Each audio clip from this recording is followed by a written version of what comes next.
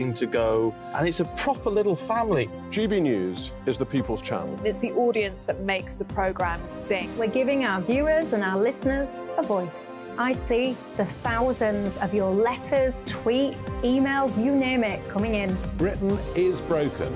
How on earth did we get into this mess? But more importantly, how do we get out of it? The establishment had their chance. Now we're here to represent you. It's time for something different. It's time for GB News. I'm very patriotic. I believe in Britain. Our best days lie ahead. Britain's watching. Britain's watching. Join us here on GB News. The people's channel. Britain's news channel.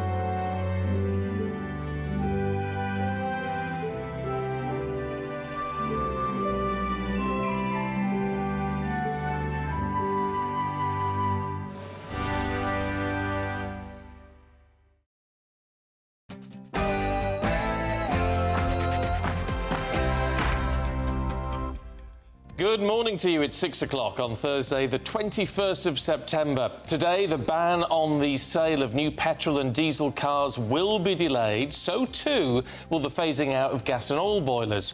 The PM says he's U-turned on climate-friendly policies to protect struggling families. We'll get the latest from Olivia Utley. Yes, Rishi Sunak has certainly ruffled some feathers in Westminster with his net zero announcement yesterday. But are people back home just breathing a big sigh of relief? Find out more with me after 6 o'clock. Meanwhile, in an exclusive GB News poll, half of you, our viewers and listeners, oppose a ban on petrol and diesel cars. We'll bring you all the details in just a moment. The Bank of England will decide today whether to raise interest rates for a 15th consecutive time. We'll bring you all the analysis on what this means for all of us, and we'll have full coverage on GB News at midday. We can rely on our firm friendship. King Charles and the French President Emmanuel Macron toast the UK and French friendship at a banquet. We'll have also the weather updates for you with Alex Burkle. Good morning. Whilst it's going to be a sunnier day for many of us, there is still some showery rain and strong winds around. I'll have more shortly. And, of course, Paul Coit will have all the sport for us this morning. Yes, I will. It's an Onana disaster, is what it is. Manchester United get beaten by Harry Kane's Bayern Munich, and Arsenal score 4 in the Champions League last night. Paul, thank you. I'm Stephen Dixon. And I'm Ellie Costello, and this is Breakfast on GB News.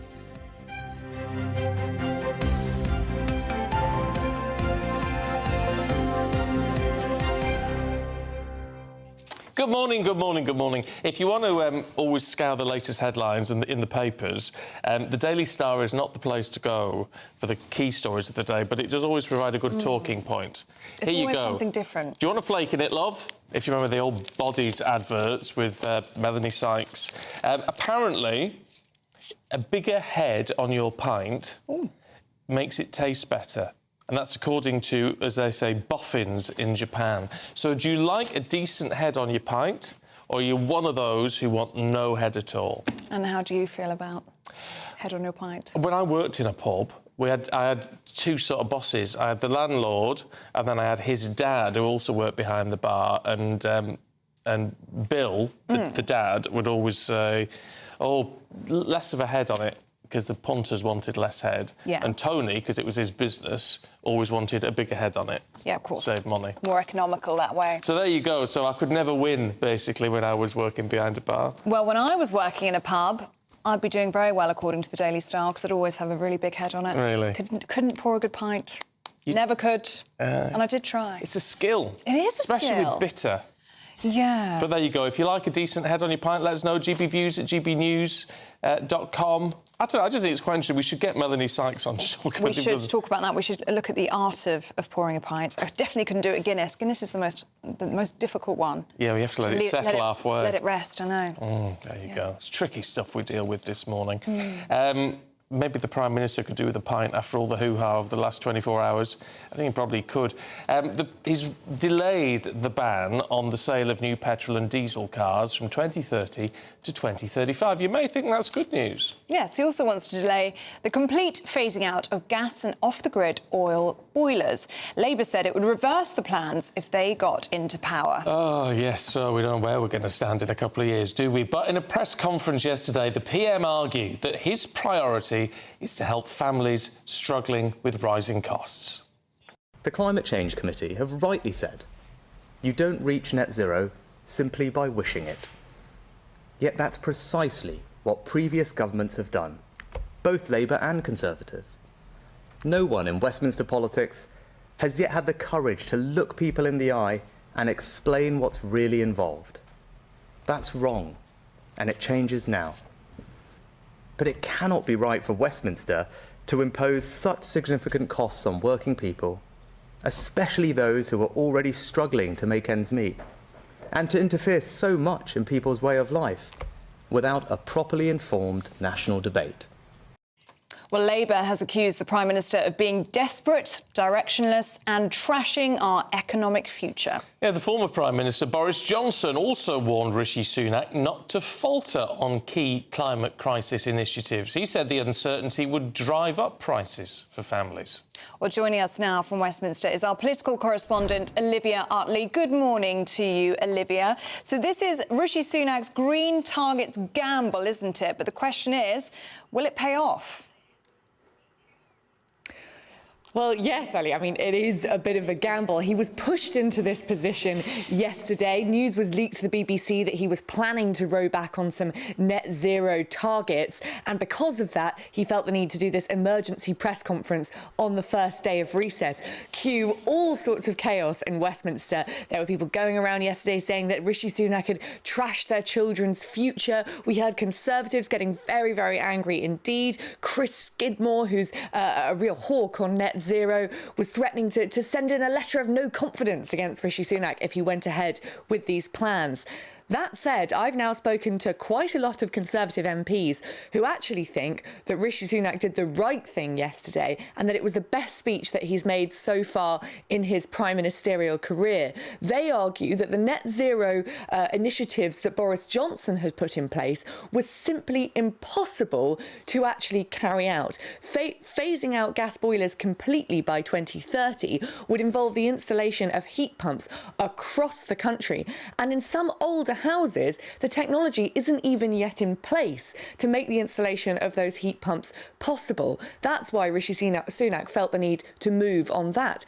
As for the phasing out of petrol and diesel cars, there are plenty of people who make the point, and you can see why, that in pushing this ban back from 2030 to 2035, Britain is only going into line with the EU. The EU originally promised to phase out gas and petrol and diesel cars by 2030 and has now pushed it back to 2035. So there are lots of Conservatives who argue that the measures that Rishi Sunak talked about yesterday are actually pretty minor and don't make a very big difference to the net zero agenda. A couple of other really interesting points that Rishi Sunak raised yesterday. He talked about how quickly Britain has decarbonised compared to its neighbours. Britain has actually decarbonised faster than any other European country since 1990. That's something which isn't often talked about. So I think that will give him a little bit of electoral standing. People will look at him and think, hey, hang on a minute, this is true. Under the Conservative government, Britain is decarbonising pretty quickly. He also made the very important point that in other countries around the world, when leaders have tried to move very quickly on their net zero targets, just think of Emmanuel Macron in France, there's been a big backlash from the general public. And sometimes, as Rishi Sunak pointed out, what can happen is the public turn against not only the specific policy, but the whole cause of net zero in general. So it was a well-constructed speech. And I think quite a lot of people back home, particularly those living in those older houses with gas boilers, will be breathing a sigh of relief. But as you say, Ali, it is a gamble because plenty in Westminster really don't like the sound of anything which could compromise the net zero agenda. OK, Olivia, thanks very much indeed. Let us know what you think about that one. gbviews@gbnews.com. And in our exclusive GB News People's poll, and there have been a lot of announcements recently affecting drivers. So we thought we'd see how they're going down with you. And about 50% oppose the ban on petrol and diesel cars by 2030. So perhaps you welcome that delay announced by the PM yesterday. The figures are much more evenly divided, though, when it comes to 20-mile-per-hour speed limits in urban areas. That follows the controversial plans by Welsh ministers to lower the limit from 30 and more 20-mile-per-hour limits in London. Now, have environmental-related taxes and penalties on British motorists gone too far, not far, or are about right? Again, about 50% think they've gone too far. Fifth of you, not really sure. So, in conclusion, would you say this government is on the side of drivers or non-motorists? Well, 40% of you say they're against drivers. Just 7% of you think the government are on the side of the motorists. So, we're asking this morning, does this need to change? Well, let's talk to the founder of Fair Fuel UK, Howard Cox. Good to see you this morning, Howard. What do you make of all of this and the direction the government wants us to go in now? Yes, good morning to you. I was really pleased with what happened yesterday. Obviously, you'd expect me to be from 2030 to 2035. The big point, of course, is that, that's exactly what Europe are doing. Why should we're obsessed with this. I keep hearing we must lead the way. We're only responsible for 1% of the emissions in the world. We're like a pimple on the backside of the planet. We can't make much difference. But what we do when we penalise drivers is hit low-income families, small businesses, sole traders in the pocket. And it impacts on the economy of the nation by putting up the cost of actually filling up, for example, all those sorts of things, high taxes, as you know, ULEZs, LTNs. I could go on forever about how many anti-driver policies there are. We need to actually get the drivers on our side. And he recognised that yesterday, especially a year in front of a general election. What do you make of the argument that, you touched upon there, leading the way? What do you make of the fact now that we could miss the boat when it comes to green investment in terms of electric vehicle factories, for example, in the United Kingdom, if we're pushing this back to 2035?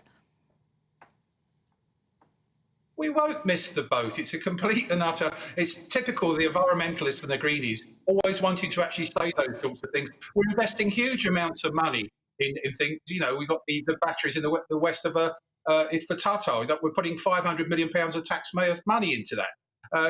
We are doing the right things and that sort of thing. And the important thing at the moment is we should be looking at clean fuel technology, not just one mode of transport. Electric vehicles are not ready. The national grid's not ready. It won't be ready in 2030. It may not even be ready by 2035 unless we get nuclear power going. Because in terms of charging vehicles, the electricity is generated by fossil-fueled power stations.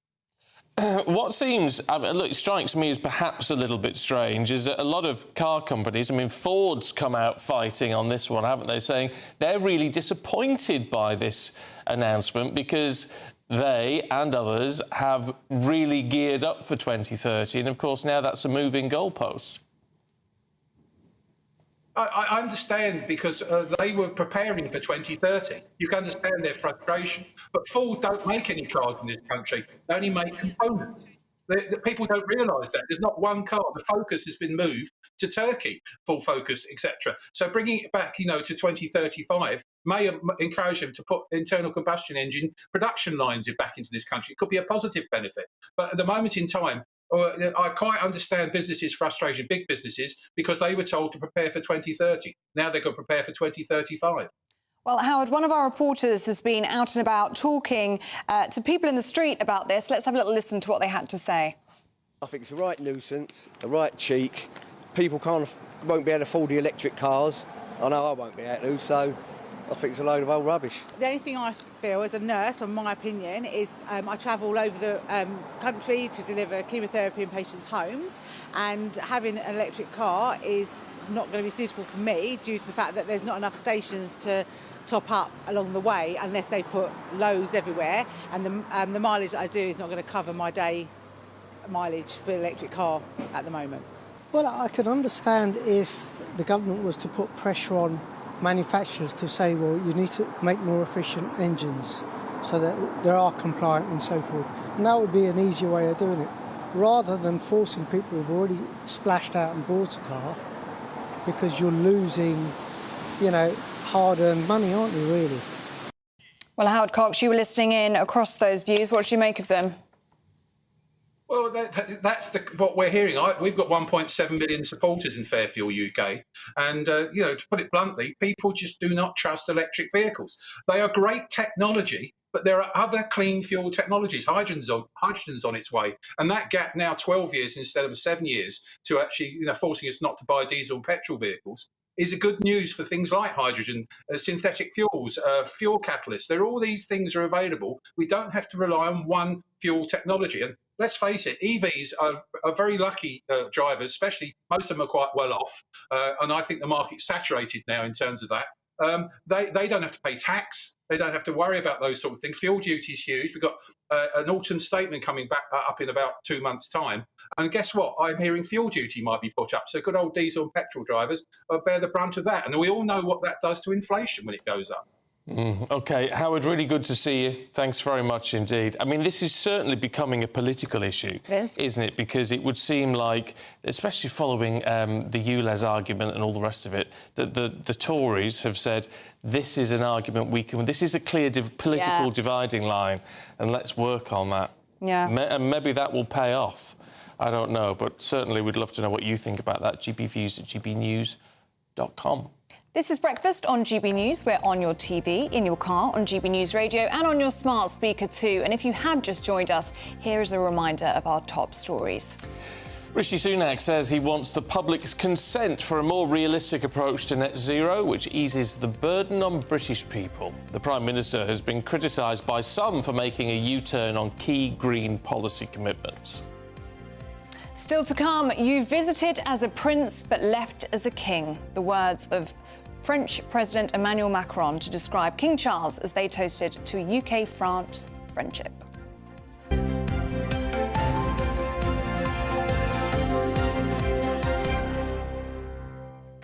Now, as far as we understand it, the Bank of England is still likely to raise interest rates today, despite yesterday's inflation figures actually being lower than expected. Yes, any increase would mark the 15th rise in a row as those with variable mortgages continue to suffer. Well, let's speak to financial market analyst for City Index, Fiona Sincotta. Really good to see you this morning. So if you had your mystic ball in front of you right now. What do you think? Crystal ball, even. Crystal ball, that's it. It's very early in the morning. What do you think is going to happen at noon today?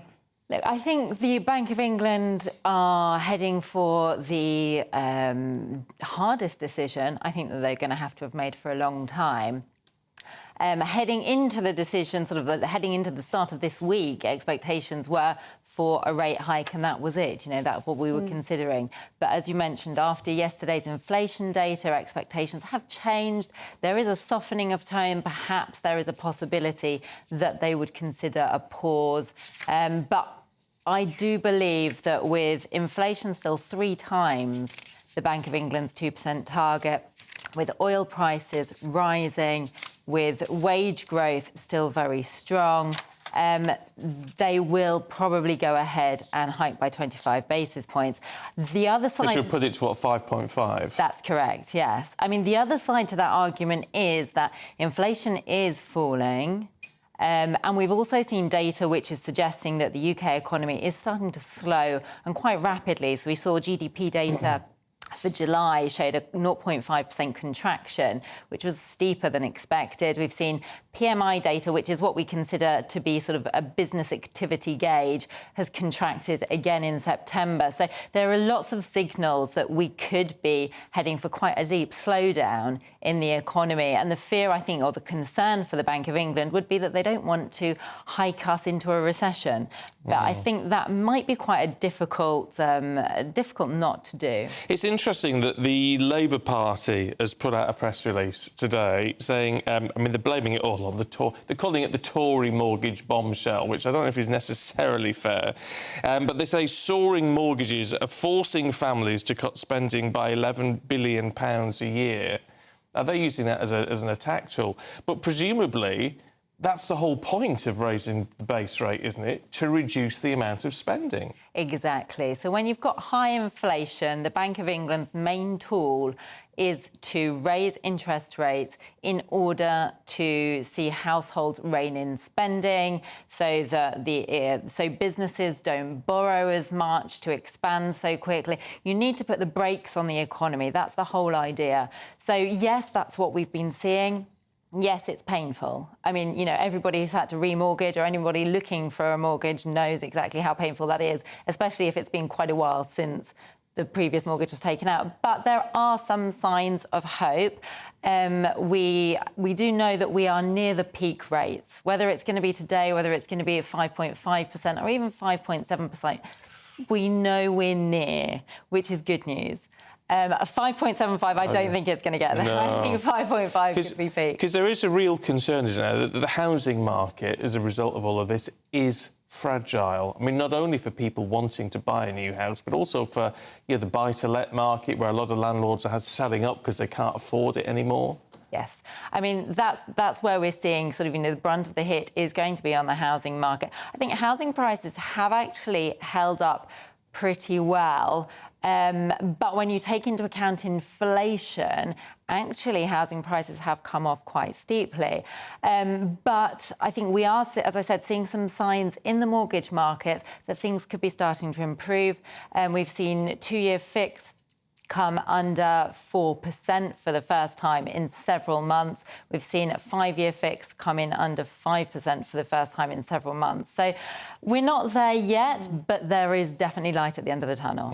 But there's also the point, isn't it, that once we do hit that peak, it's going to affect the pound, isn't it? The pound's going to fall. Yes. So the pound's actually had a really strong start to this year. So, the prospect that the Bank of England were going to be hiking interest rates, and the fact that they did hike interest rates aggressively boosted the pound. It was one of the stronger performing currencies in the first half of the year. I think the second half of the year, things aren't looking quite so positive for the pound. We've already seen it fall quite significantly from that sort of 129 peak earlier at the start of the summer to where it is now, which was around that 124 level. I think there is potential then for the pound to fall off lower, especially if you consider that the Bank of England is pausing when they do start to pause interest rate hikes, and if we do look as if we're heading towards a recession. OK. Fiona, just in a word, is it a yes or a no? Do you think they will go to 5.5? I think so. OK. Ooh. Thank you very much indeed. Good to see you this morning. Well, that's probably not the news you wanted to hear, but we will, of course, bring you full analysis throughout the morning and get all the details at noon as well, live here on GB News. Let's get your weather update now with Alex Burkill. That warm feeling inside. From Boxed Boilers. Proud sponsors of weather on GB News. Good morning. Here's your latest GB News weather update, brought to you by the Met Office. I'm Alex Burkill, and whilst it is going to be sunnier for many today than it has been recently, it is still blustery towards the northwest, and here there is some showery rain around at times. Could be quite heavy across parts of Scotland, and that showery rain is going to feed into Northern Ireland too as we go through into the afternoon. Elsewhere for England and Wales, whilst it's a sunny morning for most, we are going to see plenty of showers bubbling up with some sunny spells in between, and those showers could be hit and miss, though some heavy downpours are possible. Temperatures likely to be down a degree or two compared to some recent days, but with a bit more sunshine around and slightly lighter winds for most of us, it may feel a little warmer. The showers will continue for a time as we go through into the evening, but most places, particularly across England and Wales, are going to see the showers easing, so some clear skies developing, staying blustery, windy towards the far north of Scotland, and showers continuing to feed in across parts of Scotland, Northern Ireland, and notice some towards the southeast as well. But temperatures under the clear skies likely to dip a little bit lower than last night for some places. Through Friday then, it is going to be a bit showery towards the far coastal parts of Kent and perhaps East Anglia. Also showers then continuing to feed in on a north-northwesterly wind, staying windy across Shetland and Orkney, but otherwise the winds will be a little bit lighter and easing further as we go through the end of the day, but plenty of showers, and some of these could pack a bit of a punch. Temperatures likely to be similar today, perhaps down a degree or two. that warm feeling inside. From boxed boilers, proud sponsors of weather on GB News. Just at the end of that, she said, "Is it going to rain today?" You should have been watching. Should have been paying attention. You should have been. You better pay attention to the sport, because that's coming up with Paul Coit.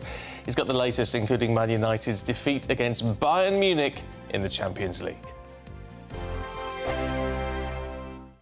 What you get for breakfast is something that, if we do our jobs right, you will wake up to news that you didn't know the night before. It's a conversation. It's not just me and Eamonn. We want to get to know you, and we want you to get to know us.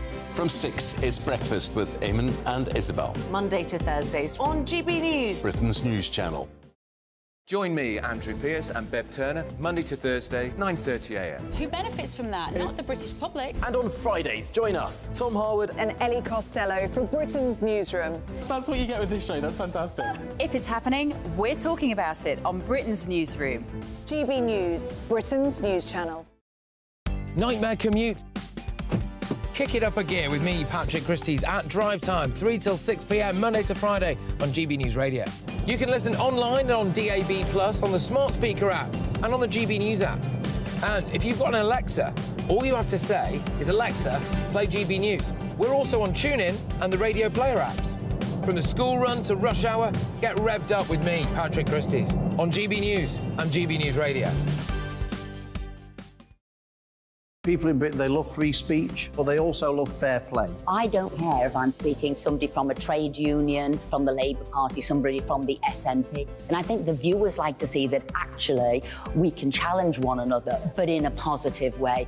We think we ask the questions that people want to ask, and often we ask the questions that we wanted to ask in Parliament but never got the chance to ask. So join us every Saturday, 10 a.m. till noon on GB News, Britain's news channel.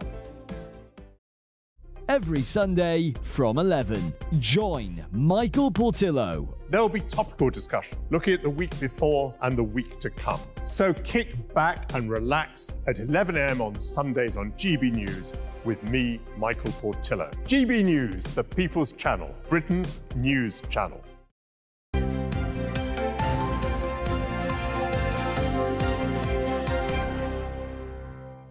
Morning to you. This is Breakfast with Stephen and Ellie. And if you're heading out in a bit, don't forget to take us with you, because you can tune into GB News Radio on DAB+, of course. There's no excuse, is there? We come with you everywhere. Right, let's have a look, shall we, at some of the other stories coming into the newsroom this morning. And Iran has passed a new law that is set to impose more severe punishments on women who refuse to wear a headscarf in public. Legislation came just days after the anniversary of the death of Mahsa Amini, the 22-year-old woman who'd been detained for violating the country's strict dress code, with her death sparking months of protests in the country. The Ukrainian President Volodymyr Zelensky has criticised the United Nations for not doing enough to prevent countries from being invaded. In a speech at a special meeting of the UN Security Council, he said the world body should remove Russia's membership, saying humankind no longer pins its hopes on the UN. Spanish police are investigating the distribution of fake naked images of underage girls that were created using artificial intelligence. 30 girls from different schools in a southwestern province in Spain have been targeted, with some reporting attempts of blackmail to stop the images being circulated. The police have identified 7 suspects. The Met Office has issued a yellow warning for heavy rain in some areas of England as the UK is hit by the remnants of Hurricane Lee, an Atlantic storm which struck the US and eastern Canada. More than 500 properties in Wales have been hit by power cuts after storm-force gusts of 75 miles an hour swept over the country. King Charles and Queen Camilla touched down in Paris yesterday, where they were greeted by President Macron and his wife Brigitte. The state visit is scheduled to last 3 days and comes 6 months after the original trip was postponed due to riots. Buckingham Palace provided a strict list of culinary demands for their meal at Versailles, including a ban on foie gras and asparagus.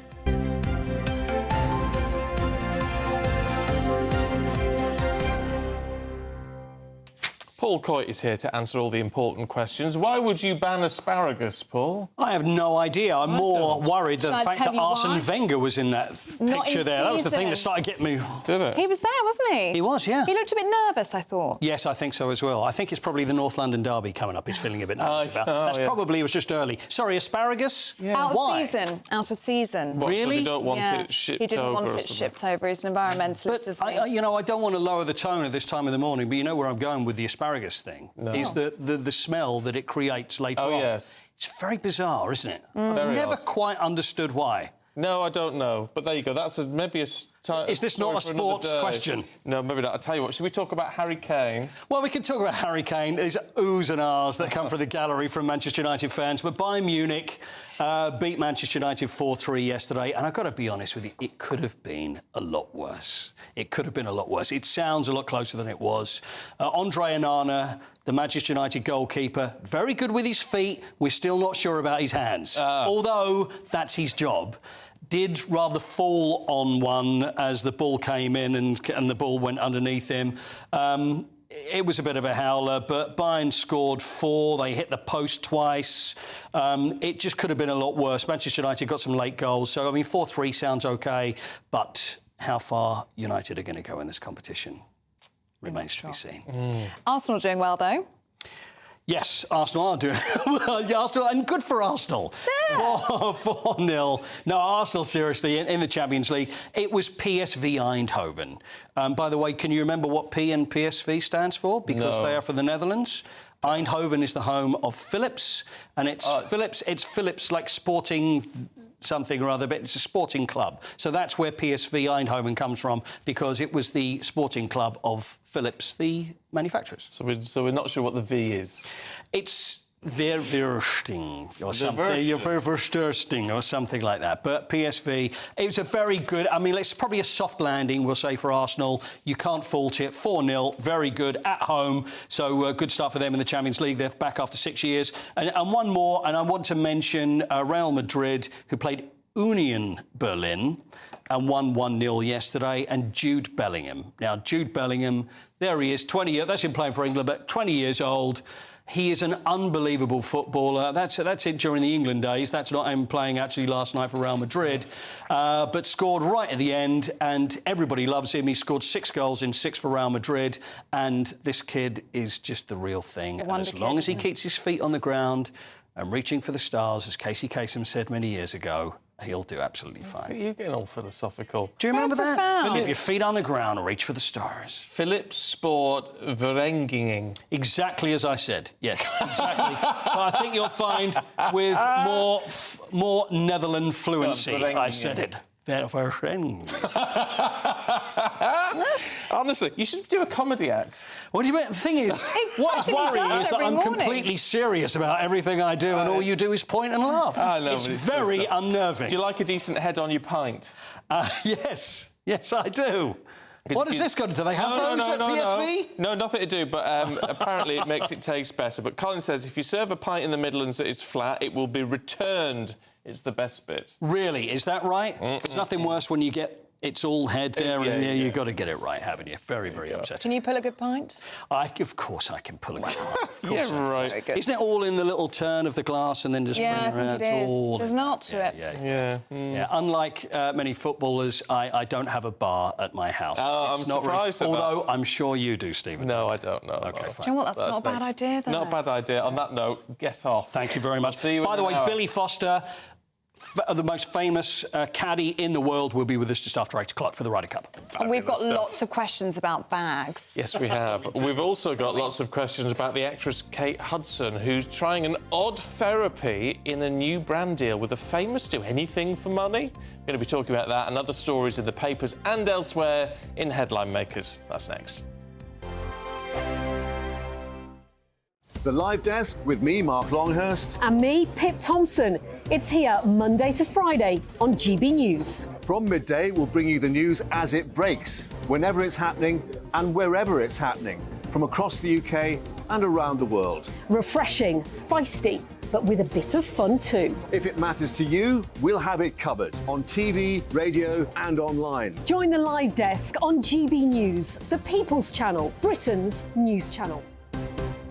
The Dubes and Co, we tackle the issues of the day with real, robust debate. Both sides of the fence, battling it out with me in the middle with my forthright opinions and views. And often really interesting things happen because you start with a position and then by the end of the debate you find actually, well, I might not have thought about that one. What we need in this country is 2 new political parties. You should maybe think about doing a 2024 calendar.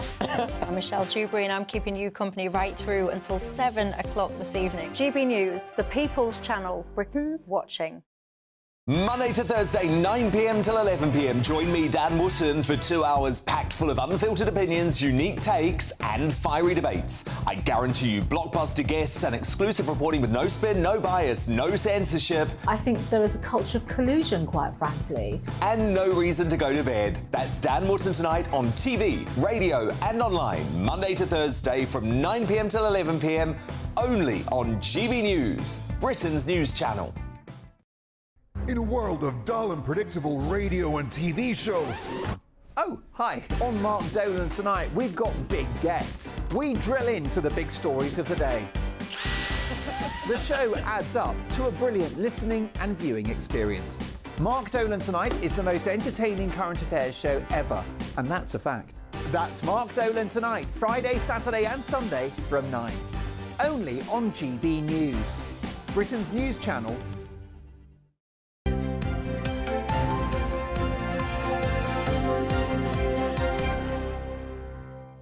6:34 morning. Let's just remind you of the top stories today. And the Prime Minister says he hopes to protect families from unacceptable losses as he pushes back on the ban on new petrol and diesel cars. He's been criticised for making a U-turn. We can rely on our firm friendship. Those are the words used by King Charles as he toasted Anglo-French relations with Emmanuel Macron. And still to come, the Bank of England will decide whether to raise interest rates for a 15th consecutive time at noon today.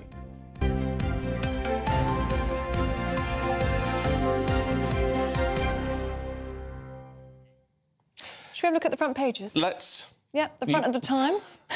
You go. It reports that the Prime Minister has relaxed rules on petrol cars and gas boilers to spare families from unacceptable costs. The Eye has the same story. They call the U-turn on green pledges an election gamble. James Bulger's jailed killer John Venables has been granted a new parole hearing in private. But will he kill another child if he goes free? That's what the Metro leads with. Give us the truth on the front page of the Mirror. For decades, survivors of nuclear tests have been denied access to military medical records that could have helped treat them and their families, it claims. And it's what we've been talking about this morning. The Daily Star offers us something totally different this morning. It's looking to Japan, where it's apparently been proven that the more froth in your pint, the better the taste. So we're asking, how do you like your pint? Do let us know. Do we have someone get in? Maureen in Spain says, I used to work in a working men's club in the 70s. If I served a flat pint, I would have been sacked. The glasses were oversized and had space above the marked pint line for a decent head. Yeah, I remember those. Good point, well made. Very good. Let's go through some of the headlines today then with Deputy Editor of The Spectator, Freddie Gray, and political consultant Emma Burnell. Good morning to you both. Nice to see you. Morning. Freddie, can we have a look at the Times and this green gamble of Sunak? I wonder if it is that much of a gamble, because politically it's a reasonably safe bet, isn't it? It's not a gamble so much as a smart political move. I mean, I think a couple of months ago, maybe 12 weeks ago, Rishi Sunak's team, number 10, had a big panic because they were looking at the polls and they were thinking this is looking absolutely terrible. And they decided to do things that might make them more popular, which is always a good thing for a political team to do. I don't think... I think the gamble element comes from the amount of money that has shifted. And Labour are right to pick up on this. The amount of money that has shifted towards big industrial money that has shifted towards the future green economy. There are going to be a lot of corporations, a lot of lobbyists that are going to be very, very angry because of the sheer volume of billions that has been turned towards trying to push the global economy towards net zero in the future. I can see Emma shaking her head, but I think. Well, no, I'm not denying that a lot of money has been invested and that business is incredibly angry. But yeah, I'm denying that that's a good thing for Sunak. Well, it might be a popular thing for Sunak because I think a lot of people feel, and the polls show this everywhere, a lot of people feel that they are being pushed into net zero. They're having to do a lot of things that they can't afford to do, and it's done by a strange alliance of big business and government. And so it's quite intelligent of Sunak to put himself on the side of the people against big business and government. Well, I know the Conservative Party itself is a little bit split on this. Let's see what happened on Farage last night, because he was chatting to one Conservative MP. Well, let's go to the Red Wall right now. Let's go to Dudley and let's speak to Marco Longhi, the Conservative Member of Parliament from Dudley North, who, of course, won that seat. And, you are a classic Red Wall seat. Spent a lot more time as Labour than Conservative. Do you believe that your Prime Minister has done the right thing today? Well, good evening, Nigel. It's always a pleasure to join you on your show. You know that. Yes, I believe this is a fantastic thing Rishi has done. I have felt almost unwell at times at the eco-zealotry sometimes that has been coming from even some of my own colleagues, completely disregarding those working class people who are disproportionately having to face the huge costs and the impracticalities that were also involved with them. Now, Rishi has been very clear today that he is not saying he doesn't want to achieve net zero. He is not reducing the ambitions that we want, which is all to have a greener planet. But the way we are going to roll that out is going to be in a much fairer, more pragmatic way. And this is definitely what Dudley people want. Emma Burnell, what do you make of it all? I mean, I think I think Freddie couldn't be more wrong, actually. I think this is a big political mistake. I think the people who... essentially, what has happened is the Tories looked at Uxbridge. The by-election in Uxbridge, which they won when they didn't expect to, they had their majority slashed quite significantly, but they still won and held the seat that they expected to lose. And they've gone, that was you, Les. All green policies are therefore unpopular. Therefore, we must ditch all green policies. And they haven't thought that through beyond that kind of very superficial level. But hold on a minute. Aren't they thinking people can't... Because we've had thousands of messages, people saying, we can't afford to do it. There are lots of people who think that these are things are going to be more expensive on the individual and the individual households than they in fact are. Where I'm really worried about people's individual economy is we are investing in factories making green products. We were going to be world leaders in a lot of these green products. And if we suddenly give the message that we are not the place to invest, that's jobs, that's livelihoods that we could be losing. Ford are so angry. Yeah, but hold on a minute. Ford are a big employer in this country. This is about extending the deadline. It doesn't mean that actually most cars in the UK It means giving up on our ambition and leadership. And that ambition and leadership is what was driving investment into this country. Emma, it's a bit early in the morning for a row, but Emma, your reaction there is exactly what the Tories want. I'm sure it is. You've just said, so the Tories are saying, let's The Tories ditch want people out of work. Wait, let me finish. The Tories are saying, let's ditch all green policies. That is clearly not what Rishi Sunak is doing. And it's ridiculous to suggest... Well, no, because he had to make up several of them in his weird tweet. The idea that anyone was saying we were going to have 7 bins anytime soon was ridiculous. He's sticking to the net zero commitment. What I find very amusing is that nobody has actually done the sums. Even the scientists seem to be catching up now with, because Rishi Sunak's saying we don't need these to achieve net zero. Nobody knows whether that's right or wrong. Nobody's done the actual calculations. I think net zero is a sort of abstraction that the world is driving towards. Yes, of course, reducing carbon is a very good idea. But net zero has been this sort of fixation for a lot of governments when they don't actually have any idea what it means, what it will involve, whether it will actually work. I think it's a sort of...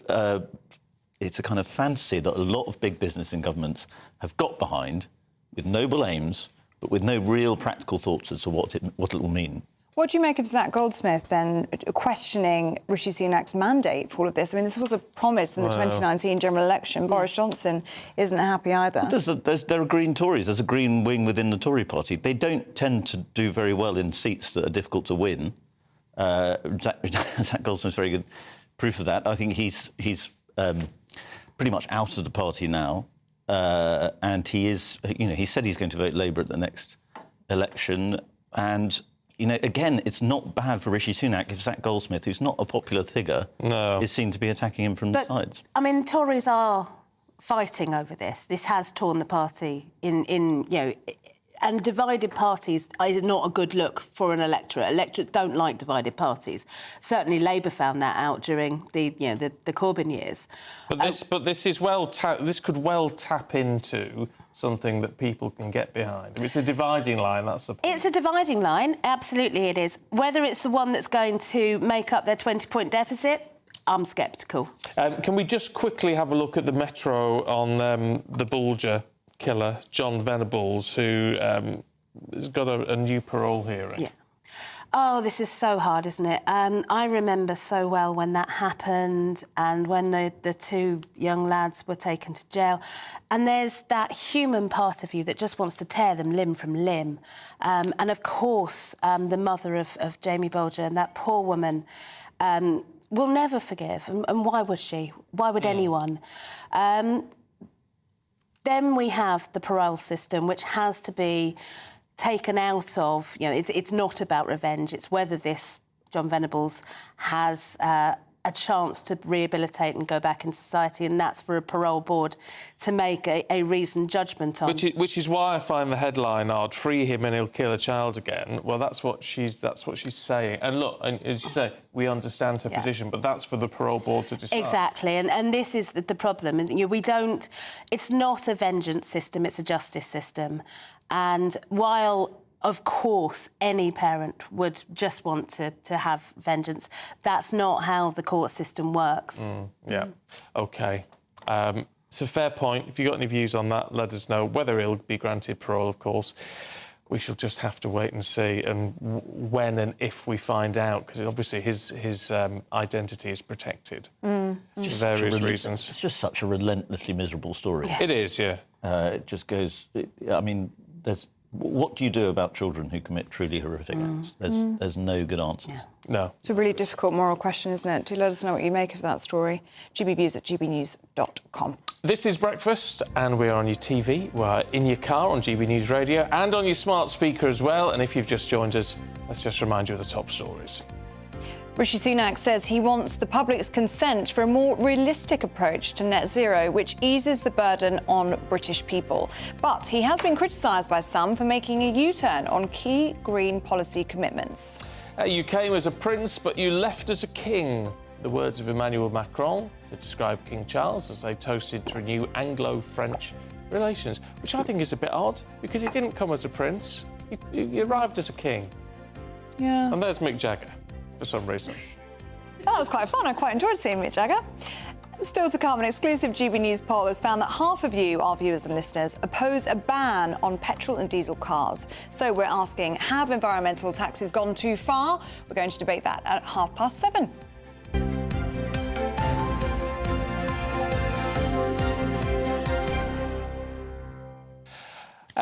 Freddie Gray and Emma Burnell still with us, looking through the headlines this morning. Let's talk nude performers. Freddie, yes. Should we have what a surprise you picked up on this one. It caught my eye. Did it?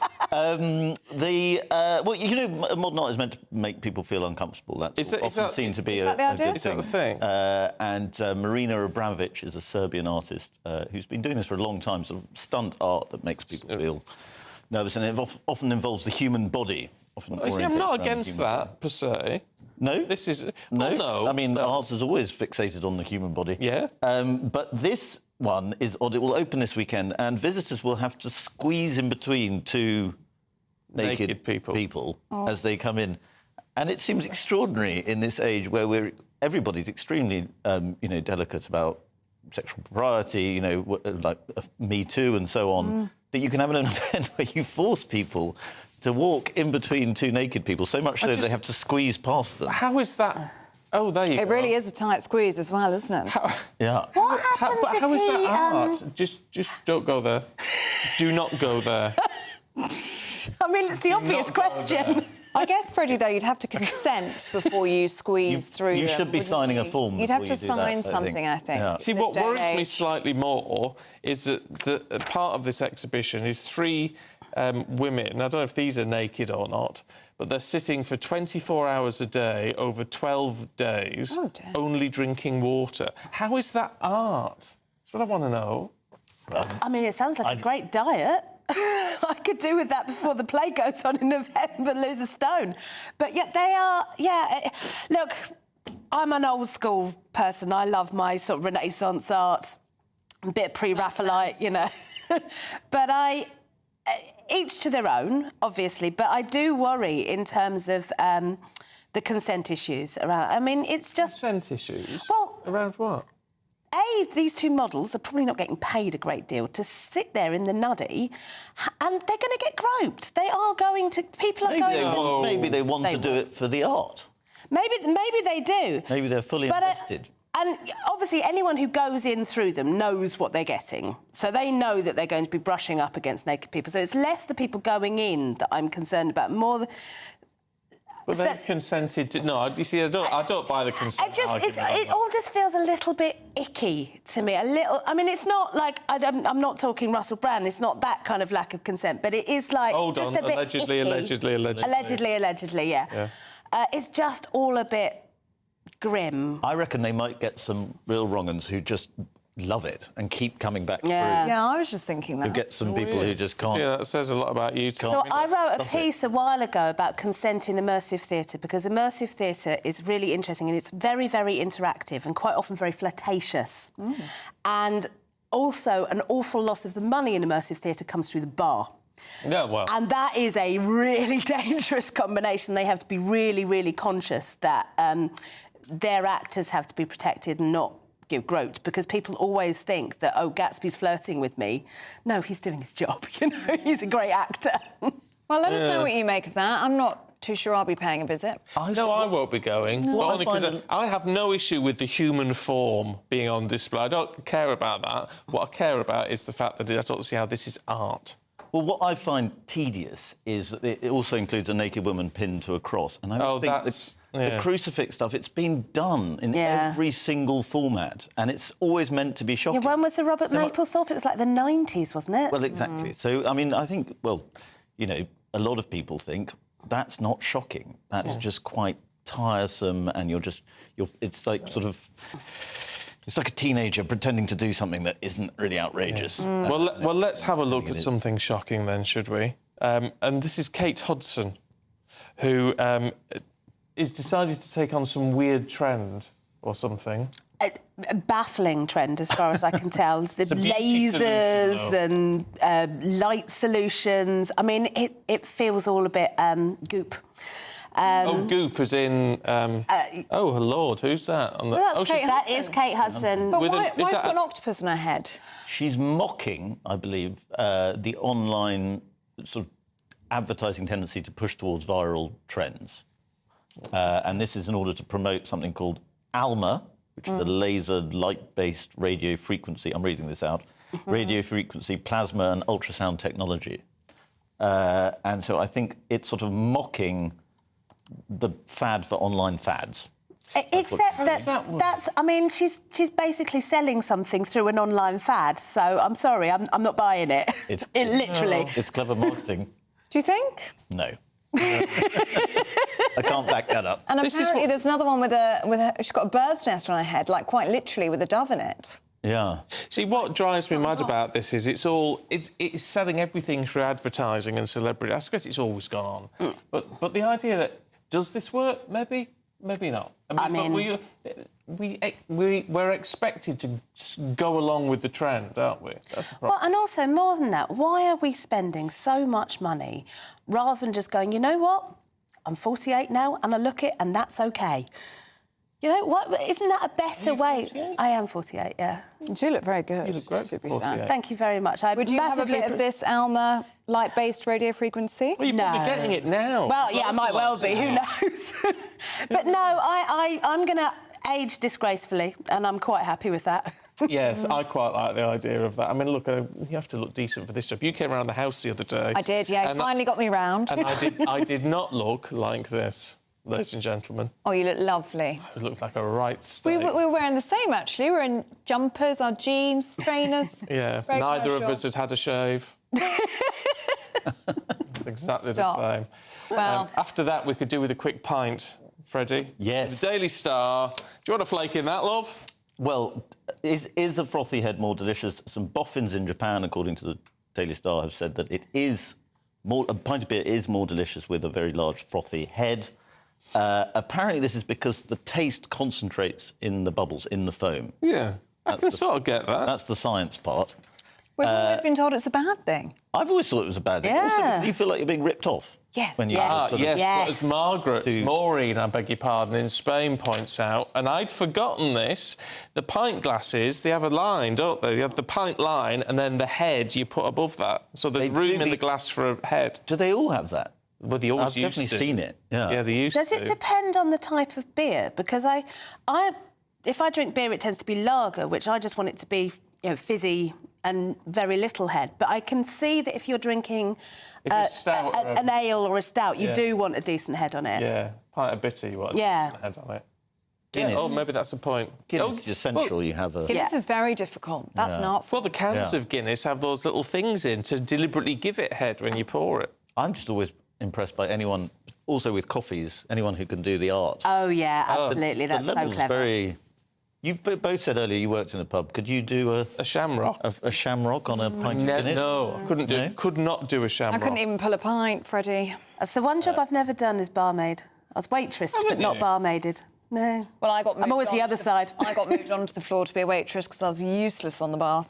So maybe I'll be good, according to the Daily Star. You see, we need to. There's a lot of good stuff about a pub, and I think. I mean, the fact we're talking about whether you want a big head on your pint or not. The point is, we need to get down the locals a bit more, don't we? We do. Enjoy a pint down the local. Keep the local economy going. The local. A bit of community. We're losing so many pubs, and it really is quite worrying in terms of just. For small businesses, but also, as you say, it's where the locals convene. Well, what would Emmerdale be without the Woolpack? Yeah. Well, if Rishi, forget net zero stuff, if Rishi wants to make himself seriously popular, he would reduce the levy on alcohol. Well, which may be an irresponsible thing to do in many ways, but would save a lot of pubs. Actually, that's not a bad point. He'd get hammered on. He did it a little bit. To be honest, it's not the levy on alcohol that's killing pubs. It's the cost of heating and energy. Well, yeah. That's true. But business rates as well. Every little bit helps. I tell you what, I went to. We go to the pub quite a lot just for a quick pint, but went to one the other day, and honestly, everyone stopped, and it was a bit of a rough pub, to be fair. But everyone stopped to come and say hello. Wow. We're all watching GBNews. What, to come say hello to you? Yeah, and we're sat there thinking, blowing neck. I'm only trying to have a sup on the alcohol-free lager. The People's Channel. But I tell you what, and there where we were is a proper little community area. And everyone went to the pub and everyone knew each other and everyone was watching GBNews. Oh, isn't that nice? And I just thought it was a lovely feeling. There's a great bar near me called God's Own Junkyard, which is a fabulous place. Oh, I know that one. Great place. I'd go there just for the name. Thanks both. We'll catch up with you a little bit later on. Thank you. In the meantime, here's the weather with Alex. The temperature's rising. Boxed Solar, proud sponsors of weather on GB News. Good morning, here's your latest GB News weather update brought to you by the Met Office. I'm Alex Burkill, and whilst it is going to be sunnier for many today than it has been recently, it is still blustery towards the northwest, and here there is some showery rain around at times. Could be quite heavy across parts of Scotland, and that showery rain is going to feed into Northern Ireland too as we go through into the afternoon. Elsewhere for England and Wales, whilst it's a sunny morning for most, we are going to see plenty of showers bubbling up with some sunny spells in between, and those showers could be hit and miss, though some heavy downpours are possible. Temperatures likely to be down a degree or two compared to some recent days, but with a bit more sunshine around and slightly lighter winds for most of us, it may feel a little warmer. The showers will continue for a time as we go through into the evening, but most places, particularly across England and Wales, are going to see the showers easing. So some clear skies developing, staying blustery, windy towards the far north of Scotland, and showers continuing to feed in across parts of Scotland, Northern Ireland, and notice some towards the southeast as well. But temperatures under the clear skies likely to dip a little bit lower than last night for some places.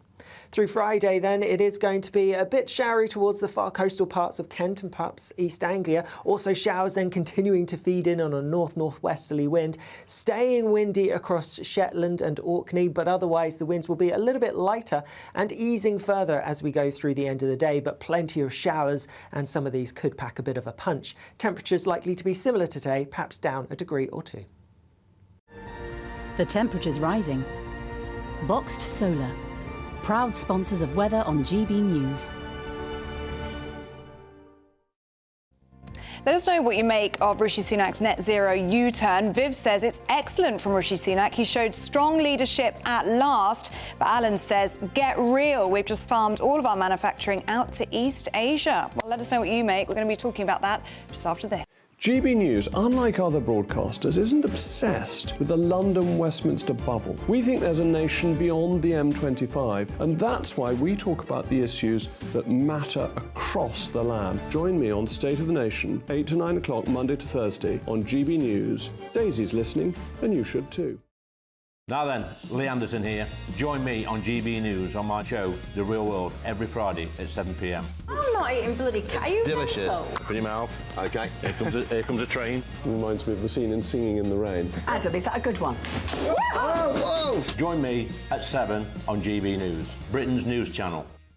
Join us every night on GB News at 11 p.m. for Headliners, which is 3 top comedians going through the next day's news stories, which is exactly what you need, because when the establishment has gone crazy, you need some craziness to make sense of it. So join us 11 p.m. every night on GB News, the People's Channel, Britain's news channel. I joined GB News because I was sick and tired of not hearing my views being represented, not just mine, but so many people that I knew and spoke to. I just couldn't get my voice out there. I couldn't say anything, I couldn't do anything. Whatever the narrative was, I kind of had to follow it. GB News is there to provide a voice for those who have been ignored by the establishment media. We think different things, we've got a different style. GB News is here to be optimistic and positive about the future. It's real kind of dynamic and flowing, with the audience very much at the heart of it, like a big family. Here at GB News, we talk about the things that matter to you. Hearing the voices from right across our towns and cities, especially our towns. All sides of the argument represented with a heavy dose of opinion. We're on a mission here to make a difference. And the GB News family really is here for you, and whatever time of day you can watch or listen. Britain's watching. Britain's watching. We're proud to be GB News. The People's Channel. Britain's news channel.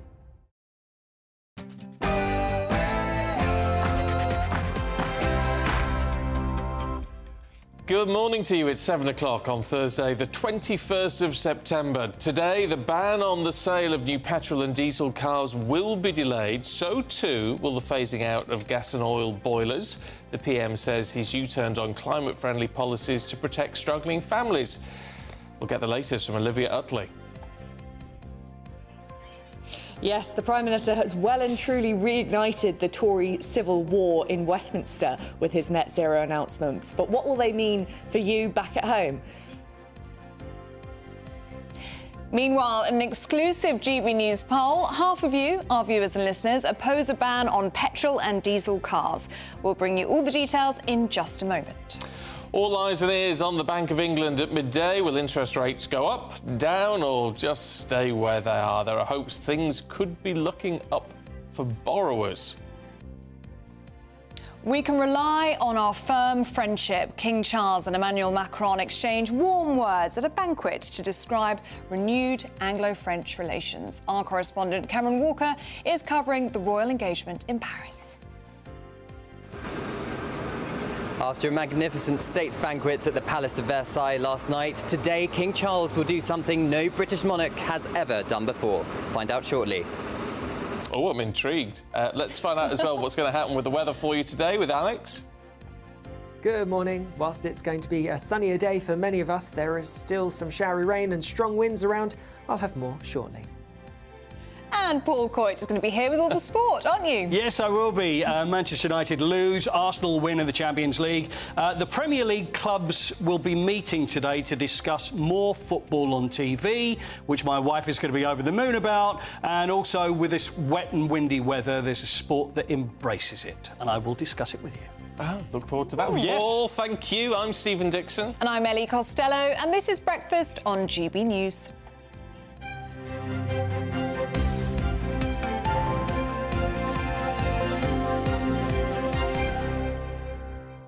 I am genuinely intrigued as to what Cameron Walker has got to tell us about what the King is going to be doing today that no member of the royal family has done before.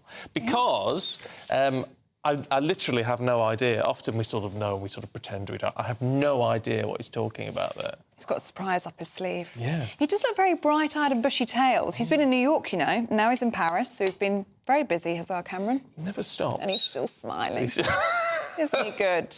Just like you. I know. I know you've got what we like. I know. Let's have a look at our top story this morning. The Prime Minister... He's still smiling. There you go. Ooh, the PM. Give that one to you for free. Oh, yeah. Yeah, very good. Well, do you know what? I sort of wonder with the PM, I'll tell you what he doesn't do very well, is deliver a speech very well. He's not an orator, is our He's not an orator, which is a shame, because I think you need a bit of... gravitas. And enthusiasm. He's not enthusiastic enough. But are you enthusiastic about what he's announced? Because he's delayed the ban on the new sale of new petrol and diesel cars from 2030, knocked it back to 2035. He also wants to hold back on the complete phasing out of gas and off-the-grid oil boilers. Well, Labour said it would reverse those plans if they got into power. So, in the news conference yesterday, the Prime Minister argued that his priority, as well as sort of hitting those green targets a bit later on, is to help families struggling with rising costs. The Climate Change Committee have rightly said, you don't reach net zero simply by wishing it. Yet that's precisely what previous governments have done, both Labour and Conservative.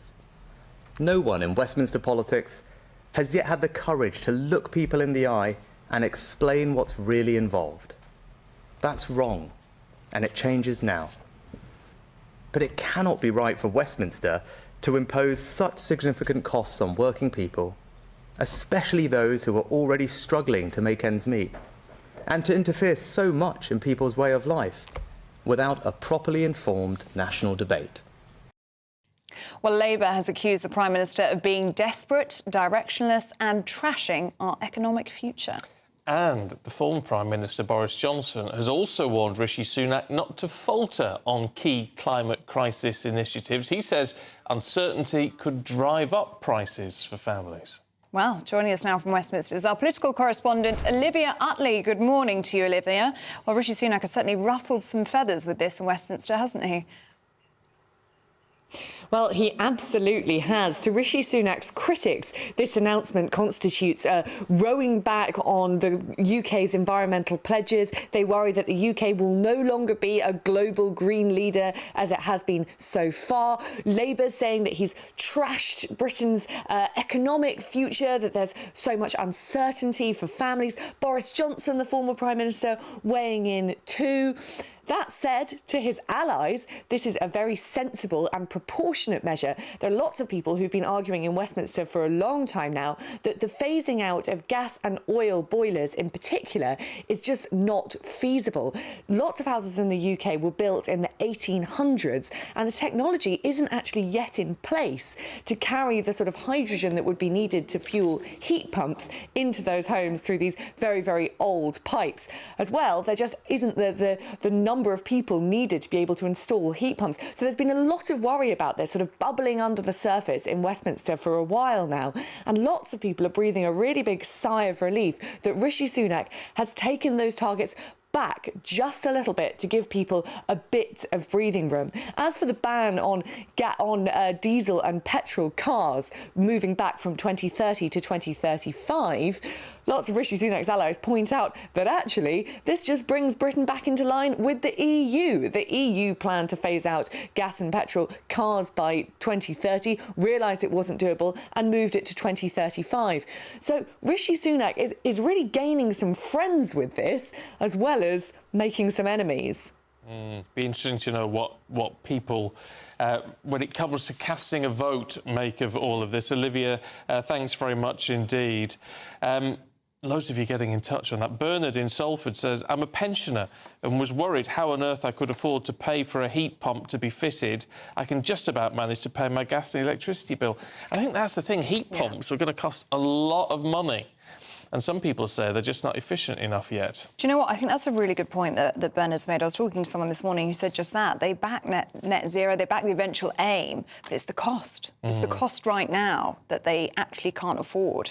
And this is what the PM will want to hear from Roger. He says, all I can say is well done, Rishi. At last someone is talking sense like a traditional Conservative. He's been criticised by a lot of people for not being a traditional Conservative, but you seem to back it. We're going to be talking to the government and the Labour Party this morning, so we'll get both sides of the argument with that one.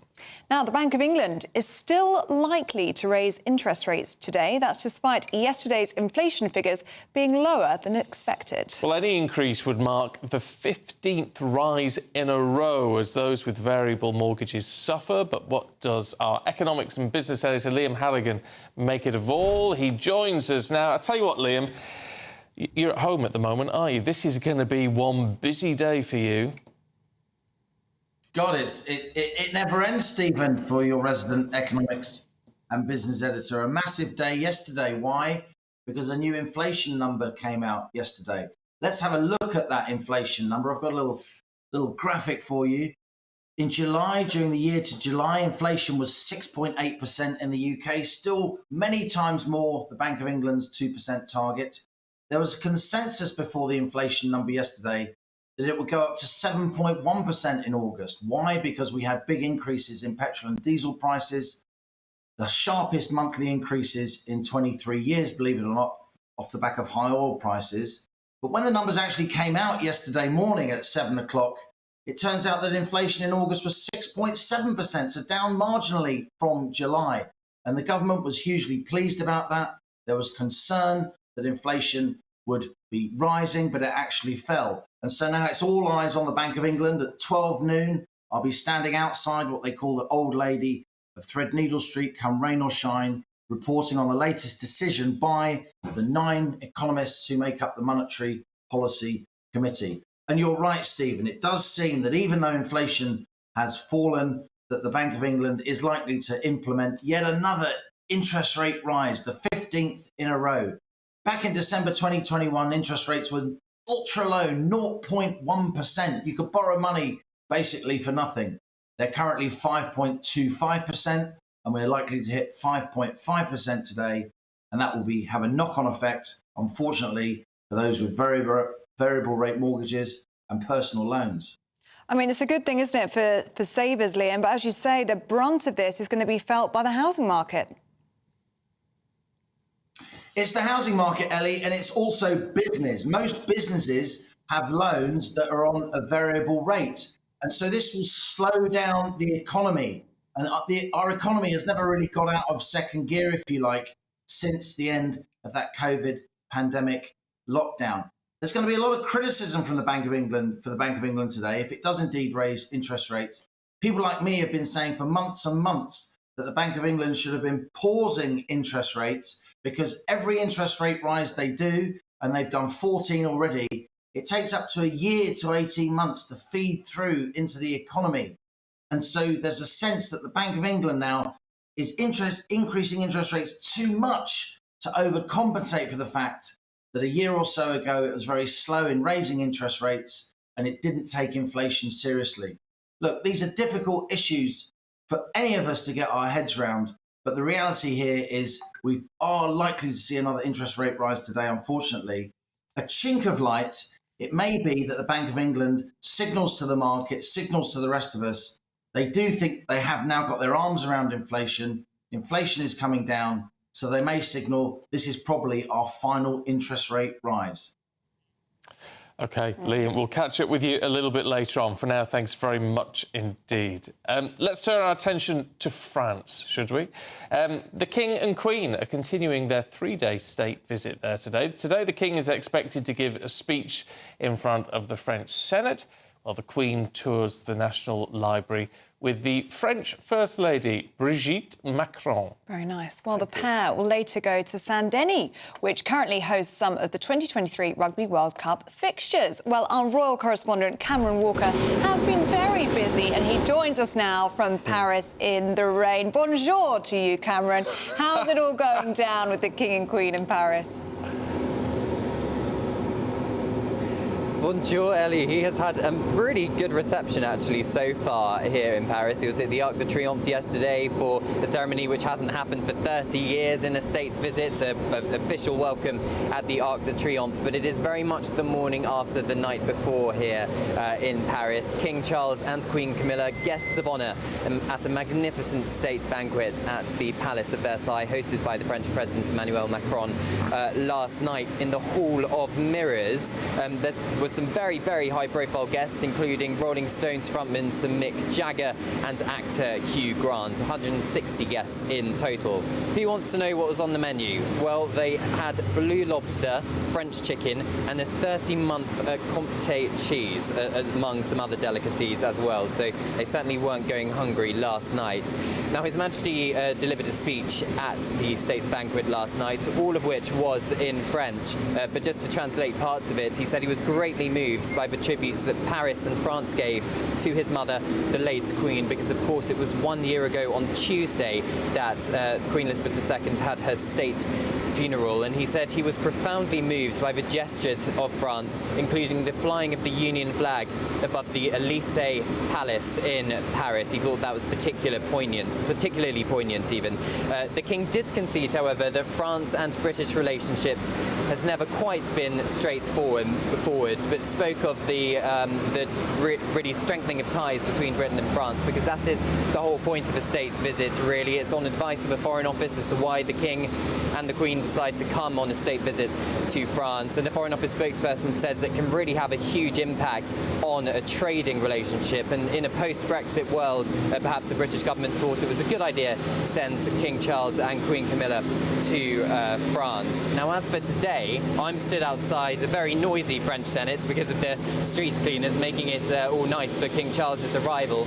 But he'll become the first British monarch in history to address the senators from the Senate chamber. That's never, ever been done before. The French Senate is the upper house of the French Parliament. Meanwhile, Mrs. Macron, Brigitte Macron, the President's wife, and the Queen Camilla, they are going to be launching a new Franco-British literary prize at the Bibliothèque Nationale de France. That's the National Library here in France. The Queen, of course, incredibly passionate about literacy and championing literacy, particularly in children and indeed in adults. She really finds that reading is important. And of course, as you've mentioned, France is hosting the Rugby World Cup at the moment. So the King and Queen are expected to meet some sporting stars here in Paris a little bit later on today. And then tomorrow they will be travelling to Bordeaux for some military engagements. So a whole host of engagements rounding up the French-British relationship. Oh, it's a packed schedule, isn't it? And you're doing very well there, Cameron. You're fighting with the rain and the street cleaners. You do a very good job. Yeah, not Thank literally. you so much. Don't fight with people. Don't fight with literally. anyone, actually, literally, yes. Cameron, thanks very much very indeed. good. He's very good. He's a very busy boy. He is very busy. But he loves every second of And it. didn't that menu sound nice? No, it sounded disgusting for a veggie. Well, for a veggie, to maybe. be fair. No, Blue lobster. I would have liked to have been there. Some chicken, some cheese, French cheese. She likes just like her food. It is 7:15. Shut up now. Let's bring you some other stories coming into the I like my newsroom wine today. as well. Oh, you do like wine. That's true. Not at this time in the morning, though. Anyway.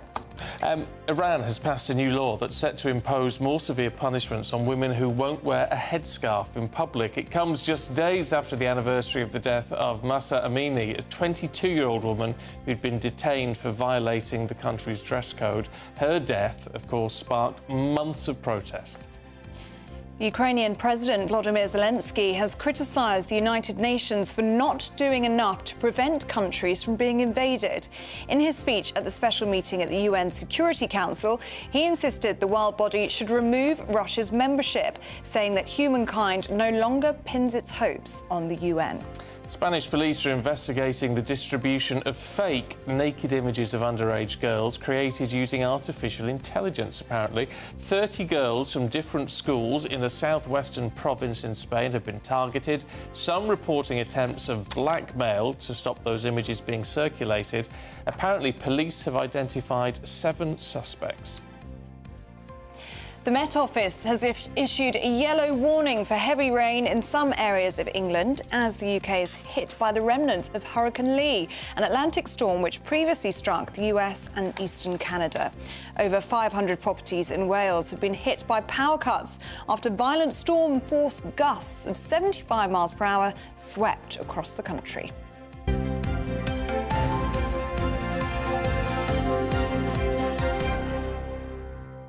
Do you know, I've never known anyone more obsessed about food than you. Really? In my entire life, you talk about food constantly. I know it's bad, isn't it? Yeah, but there's nothing of you. I'm always thinking about my next meal. That's what my granny says. I'll be eating one meal, I'll be thinking about the next. Yeah, but that's not a bad thing. If you can do that and keep the weight off, you see, you know what I'm like. Yeah, he's very nasty to himself. I only have to sniff something and I put a pound on. He was telling me the other day he's put on a pound. He's very nasty to himself. No, but I got that wrong. Oh. Because I was thinking 2.2 per one, but it's not. I stupidly thought 2.2 kilograms per pound, and it's the other way around. So in fact, I'd put about 4.5 pounds on. Oh. Not one. Right. Well, Anyway, how did you manage that then? I've managed to shed a couple since I told you that. Well done. Still got a couple more to go. He's very good. Well, we went for lunch on, when was it? Tuesday. We had no pudding.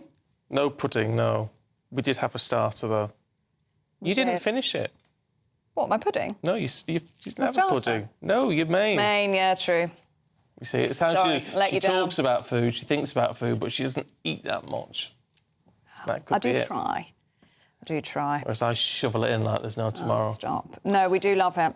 We do Anyway, love it. there you go. If you're a glutton for punishment, take Eddie Costello out for dinner. That's what I say.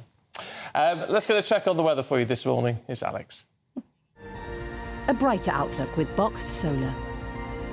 Proud sponsors of weather on GB News. Good morning. Here's your latest GB News weather update brought to you by the Met Office. I'm Alex Burkill, and whilst it is going to be sunnier for many today than it has been recently, it is still blustery towards the northwest, and here there is some showery rain around at times. Could be quite heavy across parts of Scotland, and that showery rain is going to feed into Northern Ireland too as we go through into the afternoon. Elsewhere for England and Wales, whilst it's a sunny morning for most, we are going to see plenty of showers bubbling up with some sunny spells in between, and those showers could be hit and miss, though some heavy downpours are possible. Temperatures likely to be down a degree or two compared to some recent days, but with a bit more sunshine around and slightly lighter winds for most of us, it may feel a little warmer.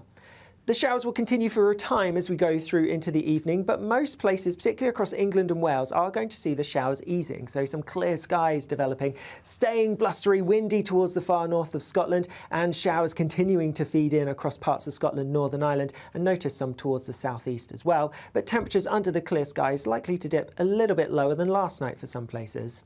Through Friday then, it is going to be a bit showery towards the far coastal parts of Kent and perhaps East Anglia. Also showers then continuing to feed in on a north-northwesterly wind, staying windy across Shetland and Orkney, but otherwise the winds will be a little bit lighter and easing further as we go through the end of the day, but plenty of showers, and some of these could pack a bit of a punch. Temperatures likely to be similar today, perhaps down a degree or two. A brighter outlook with Boxed Solar. Proud sponsors of weather on GB News. If you think the weather's bad, I've just noticed on the top of the Daily Star, I'm obsessed with the Star this morning. You are obsessed with I'm getting out of here. It's the end of the world, see page 7. So I'll have a look at that for you in the next few minutes and tell you need to worry about whether the world is going to be ending anytime soon. In the meantime, we're going to be debating whether environmental taxes have gone too far. It could get a bit heated. You don't want to miss it. What you get for breakfast is something that, if we do our jobs right, you will wake up to news that you didn't know the night before. It's a conversation. It's not just me and Eamonn. We want to get to know you, and we want you to get to know us. From 6, it's Breakfast with Eamonn and Isabel. Monday to Thursdays on GB News. Britain's news channel. Westminster is going around in ever-decreasing circles, followed by the media. Britain is broken. How on earth did we get into this mess? But more importantly, how do we get out of it? Join me at 7 p.m, Monday to Thursdays on Farage, here on GB News. We will have open, rational debate. We've got to work out how Britain moves forward from this. Join us here on GB News, the People's Channel. Britain is watching. Join me, Andrew Pearce and Bev Turner, Monday to Thursday, 9:30 a.m. Who benefits from that? Not the British public. And on Fridays, join us, Tom Harwood And Ellie Costello from Britain's Newsroom. That's what you get with this show. That's fantastic. If it's happening, we're talking about it on Britain's Newsroom. GB News, Britain's news channel. GB News, unlike other broadcasters, isn't obsessed with the London-Westminster bubble. We think there's a nation beyond the M25, and that's why we talk about the issues that matter across the land. Join me on State of the Nation, 8 to 9 o'clock, Monday to Thursday, on GB News. Daisy's listening, and you should too. People in Britain, they love free speech, but they also love fair play. I don't care if I'm speaking somebody from a trade union, from the Labour Party, somebody from the SNP. And I think the viewers like to see that actually we can challenge one another, but in a positive way. We think we ask the questions that people want to ask, and often we ask the questions that we wanted to ask in Parliament but never got the chance to ask. So join us every Saturday, 10 a.m. till noon on GB News, Britain's news channel. Nightmare commute. Kick it up a gear with me, Patrick Christie's, at Drive Time, 3 till 6 p.m, Monday to Friday on GB News Radio. You can listen online and on DAB+, on the smart speaker app, and on the GB News app. And if you've got an Alexa, all you have to say is, Alexa, play GB News. We're also on TuneIn and the Radio Player apps. From the school run to rush hour, get revved up with me, Patrick Christie's, on GB News and GB News Radio. First and foremost, I am a GB News fan, and I was before I was working here. Just love the fact that we're asking the questions that a lot of establishment media won't ask. With a bit of a twist, we not only want to inform you, but we want to keep you entertained. It's worth the drive because you get in and the team's all ready and waiting, they're itching to go, and it's a proper little family. GB News is the People's Channel. It's the audience that makes the programme sing. We're giving our viewers and our listeners a voice. I see the thousands of your letters, tweets, emails, you name it, coming in. Britain is broken. How on earth did we get into this mess? But more importantly, how do we get out of it? The establishment had their chance. Now we're here to represent you. It's time for something different. It's time for GB News. I'm very patriotic. I believe in Britain. Our best days lie ahead. Britain's watching. Britain's watching. Join us here on GB News. The People's Channel. Britain's news channel.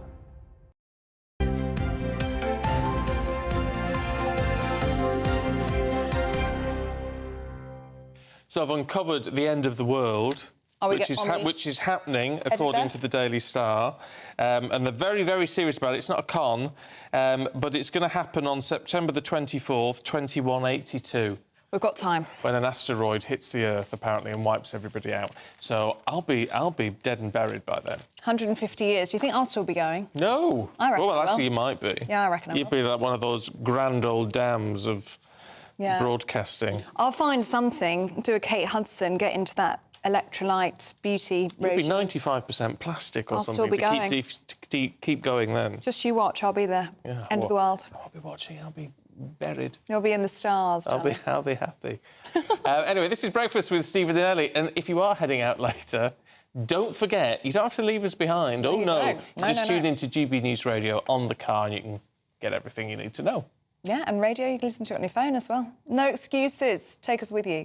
Now, to our exclusive GB News People's Poll now. There's been a lot of announcements recently affecting drivers, so we thought we'd see how they're going down with you. Yeah, half of us apparently oppose the ban on petrol and diesel cars by 2030, so that means you could well we sort of quite like the announcement by the Prime Minister that it's being delayed by 5 years. Get my words out, thank you. The figures are much more evenly divided when it comes to the 20-mile-per-hour speed limit in urban areas. Well, that follows controversial plans by Welsh ministers to lower the limit from 30 to 20. And there's also talk of it happening in London as well. Environmental-related taxes and penalties on British motorists have gone, well, what do you think? Too far, not far enough, about right? Well, it's about half of you seem to think they've gone too far. Fifth of you, not sure. So, in conclusion, we asked, would you say this government is on the side of drivers or non-motorists? Well, 40% of you say they're against drivers. Just 7% of you think the government are on the side of the motorist. So, we're asking, does this need to change? Yeah, let's talk to the director at Net Zero Watch, Andrew Montford, and economist and policy researcher Laurie Laban, who join us now. Good to see you both this morning. Andrew, let's start with you on this one. What do you make of it all? I mean, I'm quite intrigued by the fact that when it comes to being pro-motorist or anti-motorist, people aren't convinced by what the government's doing. No, I think people are aware now that EVs are being forced upon them and that they are much more expensive than petrol and diesel cars, and that they are much more inconvenient than petrol and diesel cars. So I think, yeah, there is a great deal of concern amongst the public that they are being forced to take something that they really just don't want. And at a car, I mean, basically what the Prime Minister is saying is these things need to happen, but we need to do it in a way that considers the cost a bit more. I mean, it's just allow people to prepare a bit more, because all these deadlines seem to have been moved to 2035.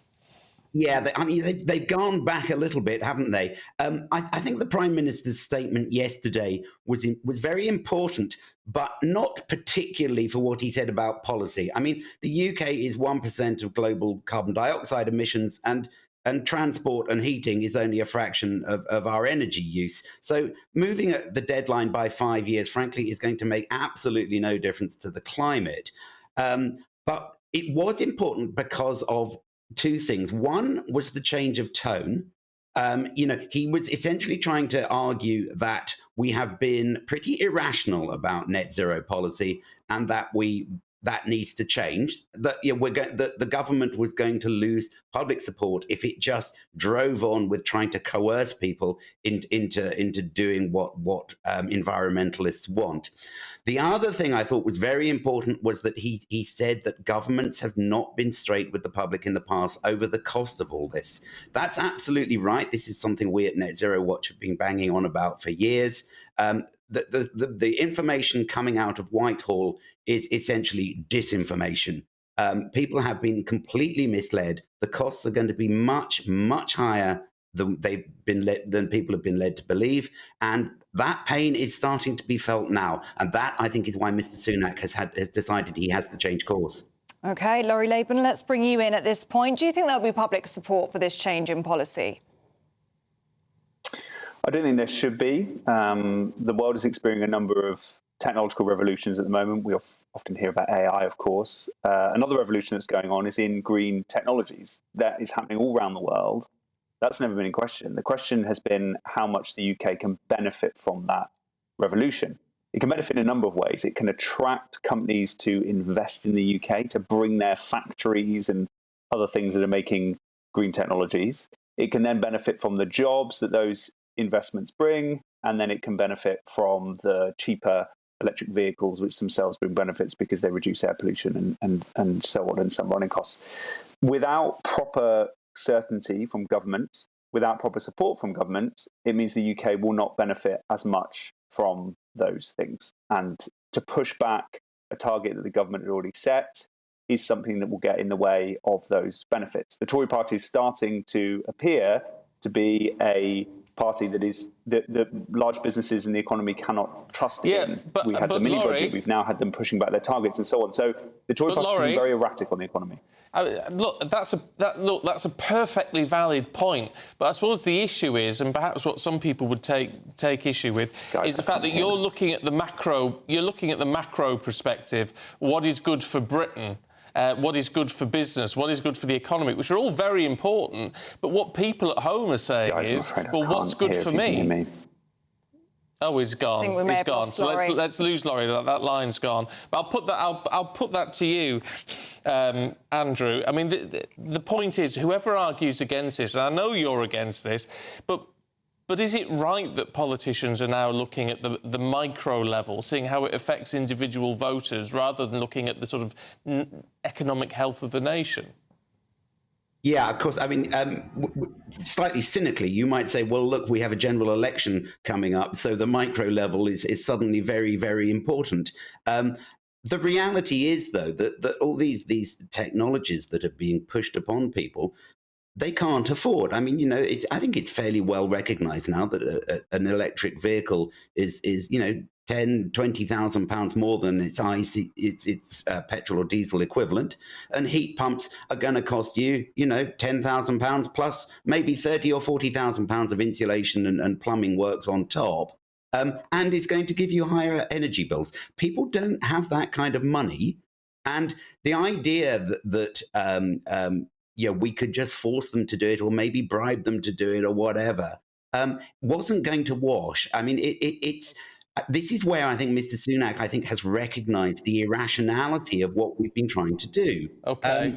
The idea that you could just force people wasn't ever going to work. Andrew, we've got to leave it there. Really good to see you this morning. Thanks very much indeed. Apologies, it was a bit of a sort of one-sided debate a little bit this morning. That's because that connection with Laurie Laban kept dropping out. Yeah, lots of you getting in touch on this. Jules in Winchester says, Rishi's revisions to the net zero plans are to be applauded, but they are too little, too late. When Labour inevitably come to power next year, they'll simply undo all of this good work, which will further frustrate businesses and car manufacturers.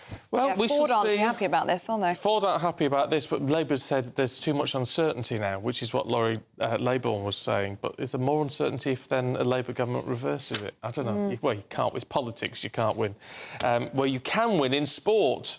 At least one side can. Paul Coit is here. Well, talk about one-sided. We can say that about Bayern Munich and Manchester United. It looked better on paper, whereas Manchester United lost 4-3 to Bayern Munich in Munich at the Allianz Arena, but it was a bit of a disaster from Andre Onana let the ball go underneath him.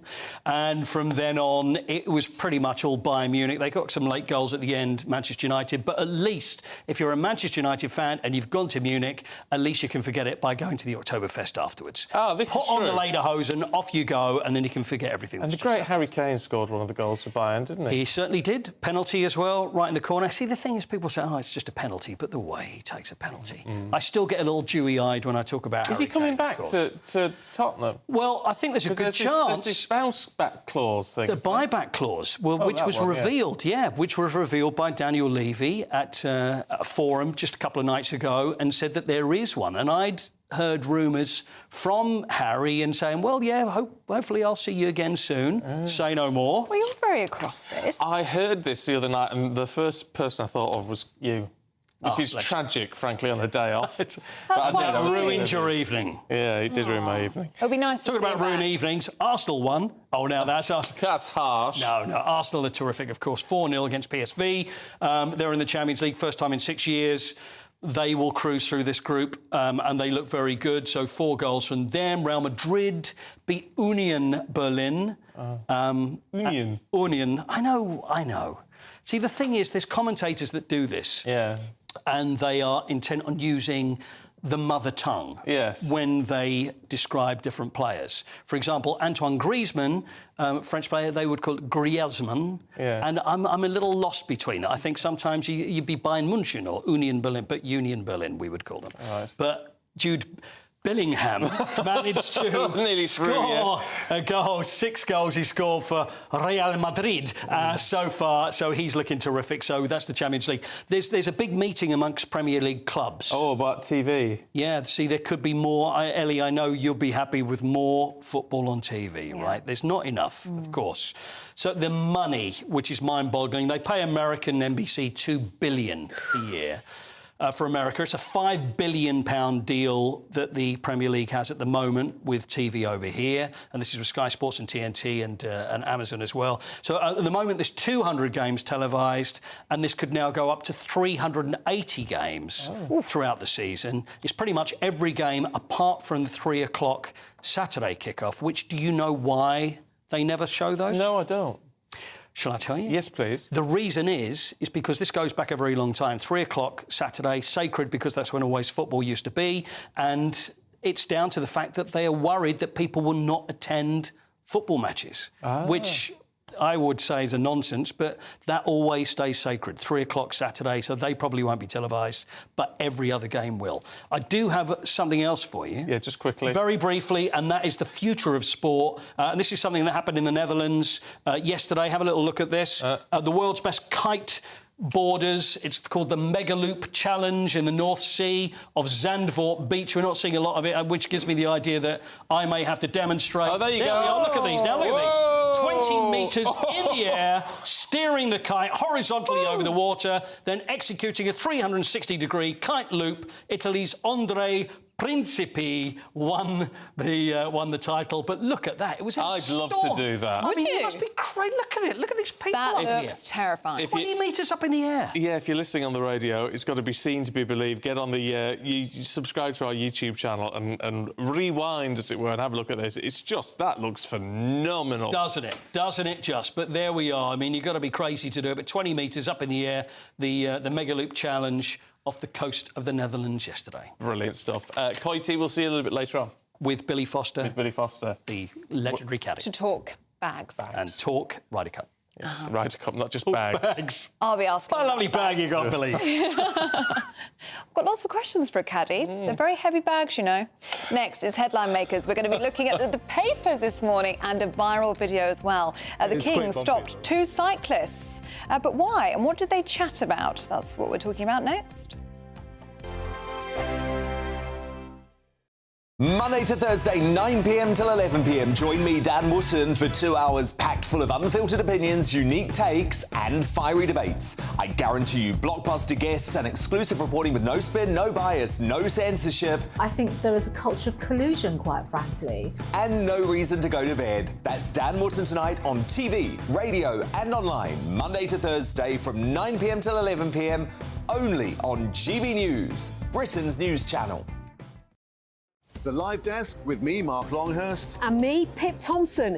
It's here Monday to Friday on GB News. From midday, we'll bring you the news as it breaks, whenever it's happening and wherever it's happening, from across the UK and around the world. Refreshing, feisty, but with a bit of fun too. If it matters to you, we'll have it covered on TV, radio and online. Join the Live Desk on GB News, the People's Channel, Britain's news channel.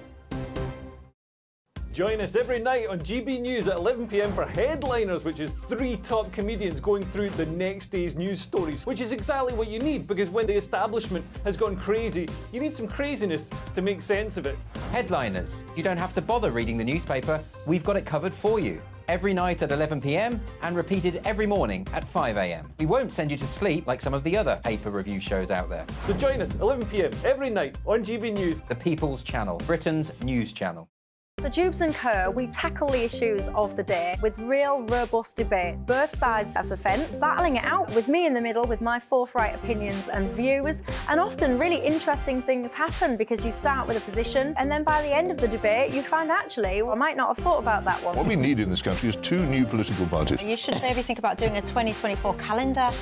I'm Michelle Dewberry and I'm keeping you company right through until 7 o'clock this evening. GB News, the People's Channel, Britain's watching. In a world of dull and predictable radio and TV shows.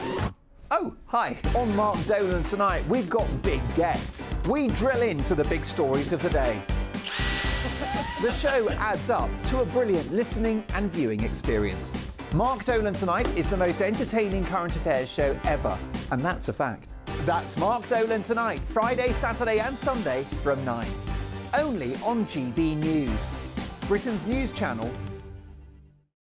Like all families, we have arguments every now and then, but actually we agree on what the mission of GB Newsers, and that's the most fundamentally important thing. GB News provides the kind of platform that lets all voices be heard. We don't hold back. We're free to say what we really think. Just because some people who live in a tiny little Westminster bubble think that their particular story is important, that's not the most important story for me. And often they will be difficult stories, stories that you won't find on the establishment media. Because what people think in the north of England may be very different to what they're thinking in the home counties. We're going to carry on telling the world what life is really like for households up and down the UK. We love to be in your car, in your kitchen as you're having your breakfast. Whatever you're doing, you are part of the show.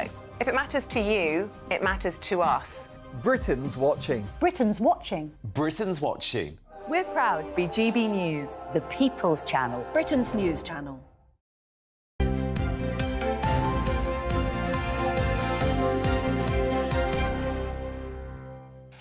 It is 7:41. This is Breakfast with Stephen and Ellie. If you're taking us out later, tune in to GB News Radio so you don't have to miss a thing. Should we have a look through the headlines today? Let's, because Deputy Editor at The Spectator, Freddie Gray, and Emma Burnell, the political consultant, are with us, and there's lots to talk about. Well, yes, and including, I want to kick off, first and foremost, with, because it is now approaching 7:42, and you know what that means? It's the perfect time for a pint. And we were talking earlier on about whether you need a decent-sized head or a flat pint, what tastes better, so we thought we'd put it to the test. Here's Paul Coit. Right, so I have one with a pretty pathetic head here and one with none whatsoever. So I think the idea... So, Stephen, you want me to try the head first. Head first? Yeah. OK, let me put that a bit more on. By the way, it's... Cheers. I feel like Nigel Farage.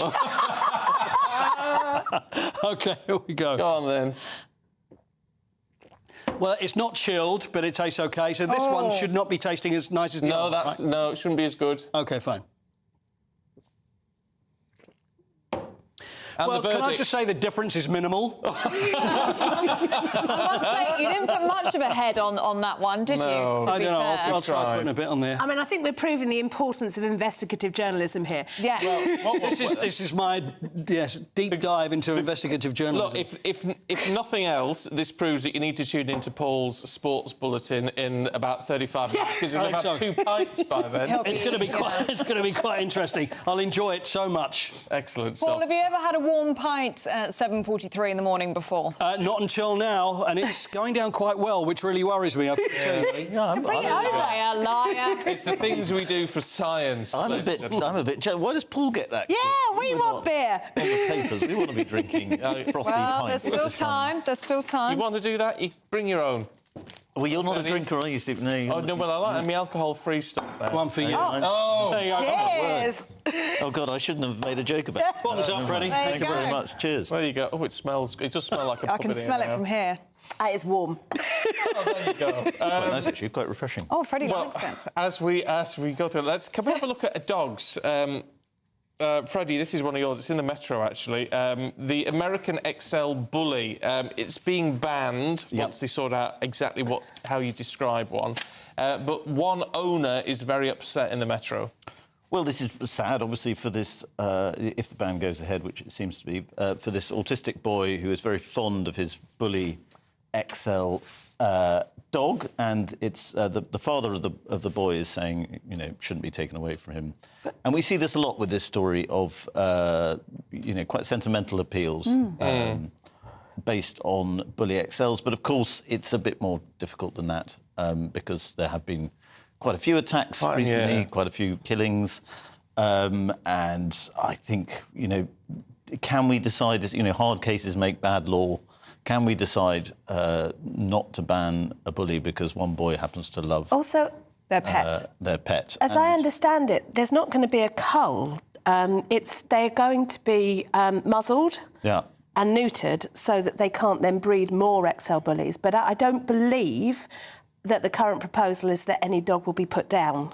So this boy will not lose his pet. No. Unless they attack someone, in which case of course, you're going to put it down. But I have a Staffordshire Bull Terrier, and a lot of people think they're very dangerous. So quite often in the park, I frighten people. with my dog. With or without the dog. Absolutely lovely, yeah. I like making people feel a bit nervous with my dog. You like that? Yeah, makes me feel powerful. Well, you know, you've got to take it where you can, Freddie. But no, I mean, look, I get the point. I think there would be an uproar if it was a case of starting to put dogs down. Absolutely. I mean, that would not be right. But anyway, Emma, let's have a look at this video. It's caught my eye this morning. It's King Charles stopping two cyclists for a chat. I think we've got a clip of it. It's quite bumpy, though. Your old hands at it, I can see. We do our best. Andrew's a minor celebrity in the mountain bike world. Really? Yeah. Not compared to you, sir. Probably on the mountain bike. So is this your summer vacation to Balmoral, is it? It's wonderful. The weather was better. Yeah, I know, it's typical. Yeah. The midges are horrendous. Yeah. The worst I felt this year was this morning. Yeah. Yeah. Oh my God, so bad. So horrible. It's typical. Yeah. So you're being left to walk and everyone else is... Oh yeah, but I like my walking. So. I want to get a few things on the way down. Good for the soul. Well, we'll be staying in the Gouldashire Bothy tonight. You are? Yeah. Left all our stuff there, so... But I'm so glad it works all right, I think, because it's... It's really nice, yeah. We renovated it a bit with the help of people from Ballister. So I'm trying to get more trees to grow around. Yeah, it's looking lush compared to what it was a few years ago. Do you ever stay in the estate house there? No, we used to. Yeah. Camp. You camp? When I was very young, my father and my sister. Is it ever used nowadays? Occasionally. Yeah. Well, another generation wants to do things like that. You know what I mean? Yeah. And we do use it. Yeah, absolutely. It's just lovely. A picnic or a barbecue or something. Anyway. Well, lovely to meet you. Yeah. Thank you very much. Take care. Don't fall off. Wow. Now, you see, I think that is absolutely blooming lovely. It's very British. Emma Burnell doesn't seem to care. No, not the slightest. Come on, Freddie. What I like about it is that he manages to moan because that's what he does. He moans about the weather. Well, that's fine. He's grumpy. He's grumpy, but it's sort of winning in a way. You find it winning. I don't think he's grumpy in that. I think he's perfectly friendly. He's being really friendly, really approachable. I mean, can you imagine meeting the king like that? I'd be terrified. And he's just lovely with them. Yes. I mean, it's not the most scintillating of conversations, is it? But, I mean, that's the thing. Like, if that was a film of anybody else, nobody would watch it. It's like, oh I'm going to the pub. The weather's a bit bad. Yes, this is my holiday home. How lovely is that? How normal it is. Yeah, that is like anybody bumping into anybody on a dog walk. I love it. Although I bet just off camera there's about 4 security guards with wires in their ears. I don't know, you know. He does like a chat, doesn't he, King? He does like to, and he likes to moan about the weather, which, I mean, you know, I like to moan about the weather too. It was awful yesterday. It really was.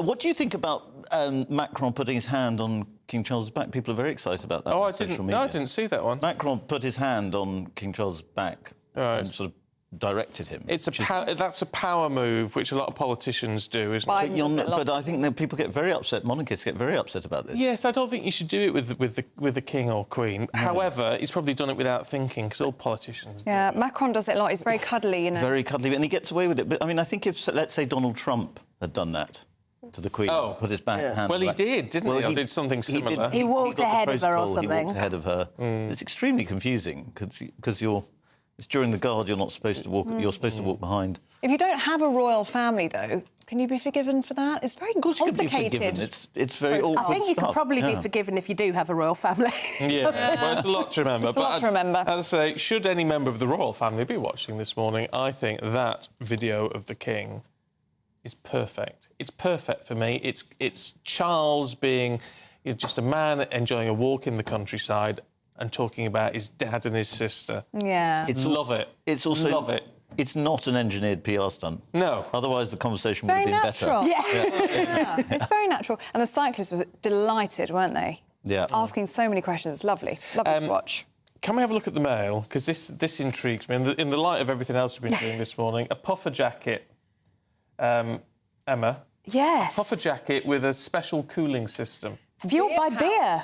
Apparently you put cold beer cans into it and that cools down this water system that goes around the coat and hits particular points of your arteries that will help cool you down as you walk along. So it's a huge puffer jacket, a big orange thing in the picture that I saw, that you wear in the summer to cool you down, which seems counterintuitive Does a bit. It does a bit. I mind. Look, it's a great PR stunt, but I tell you what, if you're really hot, I would suggest. Freddie's still at the beer. I'm going to have one. Yeah, you could try. I'm cooling my beer. Don't wear the puffer jacket. Freddie, you're really making your way through that pint. Just don't wear it. Surely the joy of summer is that lovely feeling of the sun on your skin. Oh. Come on, that looks silly. Yeah. You couldn't wear that in a heat wave, No. even if you did get 2 cans of beer with it. Yeah. Well, it's yeah. I think Freddie's sold, though, aren't you, Freddie? Yeah. There you go. Well, I don't think we'll be buying one of those. No. What do you want to look at now? Should we have a look at...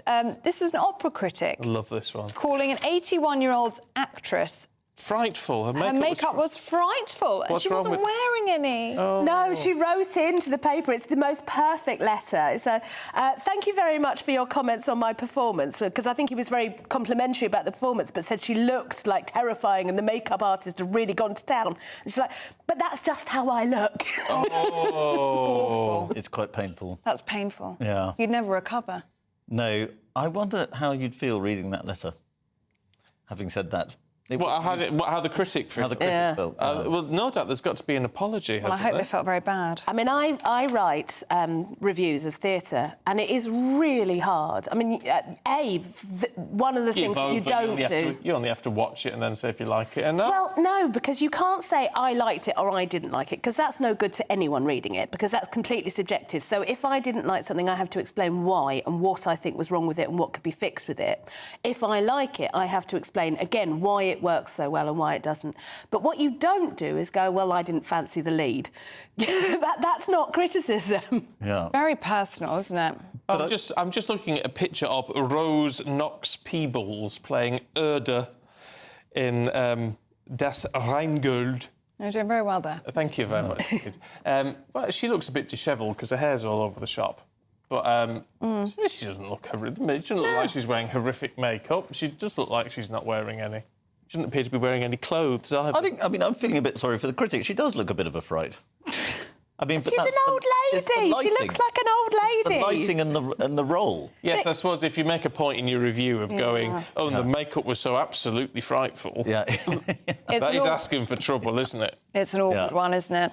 That's for sure. me. The fright look is all naturally mine, said Rose Knox-Peebles. Very, very Good good. for her. She's owning it. Well, she's out acting at 81. Yeah. Yeah, good for her. Amazing. Quite something. And not just acting, but singing, which is extraordinary. Because your voice really does go in your later years. So I've it's noticed really that. amazing that she's that powerful still. Yeah, yeah. Mine's not what it was, you know. Well, I will find out in November. Can I ask why? What's happening in November? My play's on. And I'm singing in it. Are you singing in it? I am singing in it because why not torture myself and the audience completely? We'll go. We're We booking must tickets. go. We're booking tickets. Can I just ask, trip. why aren't you a fan of the Royals? Them individually don't really care either way. It's not like I hate them or anything. I just don't believe that we should have a head of government that is entirely incidental as to who you were born. I don't think that's the right way to run any system of fairness. Yeah. Well, yeah, it's not really about fairness, though, is it? Well, no, but I think it is and should be. Right. No, fair point.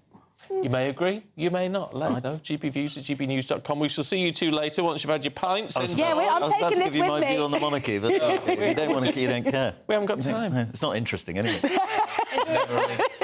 Here's Alex with the weather. Looks like things are heating up. Boxed Boilers, proud sponsors of weather on GB News. Good morning, here's your latest GB News weather update brought to you by the Met Office. I'm Alex Burkill, and whilst it is going to be sunnier for many today than it has been recently, it is still blustery towards the northwest, and here there is some showery rain around at times. Could be quite heavy across parts of Scotland, and that showery rain is going to feed into Northern Ireland too as we go through into the afternoon. Elsewhere for England and Wales, whilst it's a sunny morning for most, we are going to see plenty of showers bubbling up with some sunny spells in between, and those showers could be hit and miss, though some heavy downpours are possible. Temperatures likely to be down a degree or two compared to some recent days, but with a bit more sunshine around and slightly lighter winds for most of us, it may feel a little warmer. The showers will continue for a time as we go through into the evening, but most places, particularly across England and Wales, are going to see the showers easing. So some clear skies developing, staying blustery, windy towards the far north of Scotland, and showers continuing to feed in across parts of Scotland, Northern Ireland, and notice some towards the southeast as well. But temperatures under the clear skies likely to dip a little bit lower than last night for some places. Through Friday then, it is going to be a bit showery towards the far coastal parts of Kent and perhaps East Anglia. Also showers then continuing to feed in on a north-northwesterly wind, staying windy across Shetland and Orkney, but otherwise the winds will be a little bit lighter and easing further as we go through the end of the day, but plenty of showers, and some of these could pack a bit of a punch. Temperatures likely to be similar today, perhaps down a degree or two. Looks like things are heating up. Boxed boilers, proud sponsors of weather on GB News. Just a quick one from Alan in Wales. Says we've had a Swedish heat pump, Swedish, for 10 years now in a well-insulated house. Works well, loads of hot water, underfloor heating, and works well even when the temperature drops to -20, which has happened here in darkest Wales. So he likes it. It works. Let us know what you think. GB Views, gbnews.com. What you get for breakfast is something that, if we do our jobs right, you will wake up to news that you didn't know the night before. It's a conversation. It's not just me and Eamonn. We want to get to know you, and we want you to get to know us. From 6, it's Breakfast with Eamonn and Isabel. Monday to Thursdays on GB News. Britain's news channel.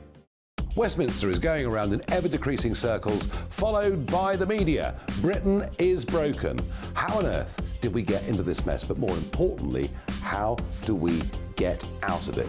Join me at 7 p.m, Monday to Thursdays on Farage, here on GB News. We will have open, rational debate. We've got to work out how Britain moves forward from this. Join us here on GB News, the People's Channel. Britain is watching.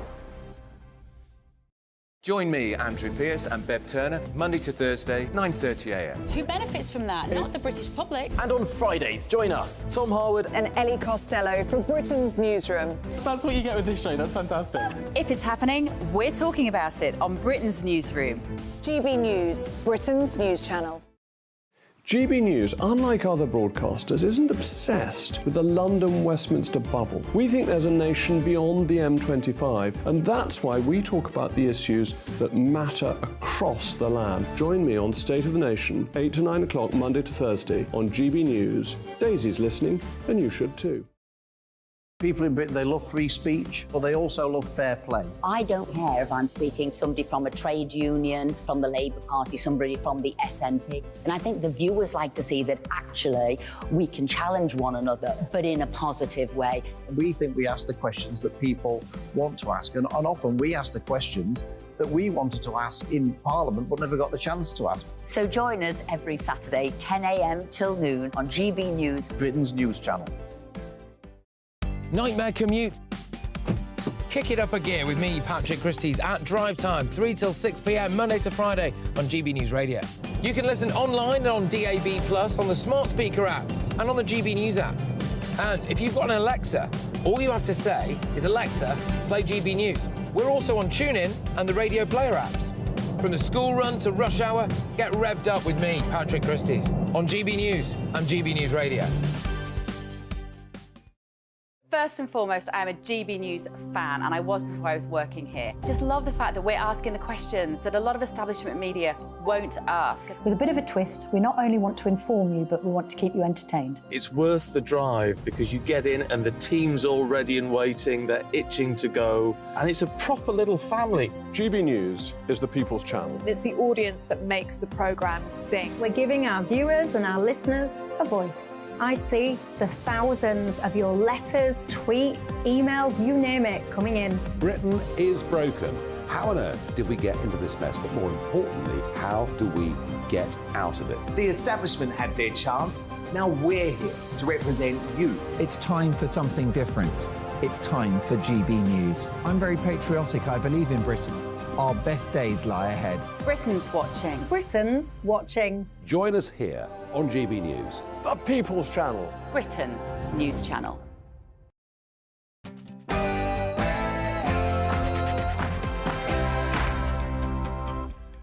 Good morning to you. It's 8 o'clock on Thursday, the 21st of September. Today, the ban on the sale of new petrol and diesel cars will be delayed. So too will the phasing out of oil and gas boilers. The Prime Minister says some green policies are just too costly for struggling families. Our Deputy Political Editor Tom Harwood will have the latest. It was a staggering press conference last night, unexpected, perhaps unprepared, and yet a clear dividing line now is there between the Conservative and the Labour Party. What more can we expect now from the Prime Minister? Meanwhile, an exclusive GBNews poll reveals almost half of those questioned oppose a ban on petrol and diesel cars. We'll bring you all the details in just a moment. All eyes and ears on the Bank of England at midday today. Will interest rates go up again? We'll get an insight from a former Bank of England advisor in just a moment. We can rely on our firm friendship. King Charles and Emmanuel Macron exchanged warm words at a banquet to describe renewed Anglo-French relations. Our correspondent Cameron Walker is covering the royal engagements in Paris. After a magnificent state banquet hosted by the French president at the Palace of Versailles last night, today King Charles will do something no British monarch has ever done before. Find out shortly. And it's raining in Paris. What's he going to do over here? Here's Alex. Good morning. Whilst it's going to be a sunnier day for many of us, there is still some showery rain and strong winds around. I'll have more shortly. And Paul Coyte is still here. I am. In the Champions League last night, Manchester United lost away in Munich. Arsenal won at home. But when it comes to European competitions, nothing bigger than the Ryder Cup in golf, which begins next week. Billy Foster, legendary caddy, 16th Ryder Cup for him. He's going to be with us just after 8. Look forward to it. Yep. Hoyte, thanks very much indeed. I'm Stephen Dixon. I'm Ellie Costello, and this is Breakfast on GB News.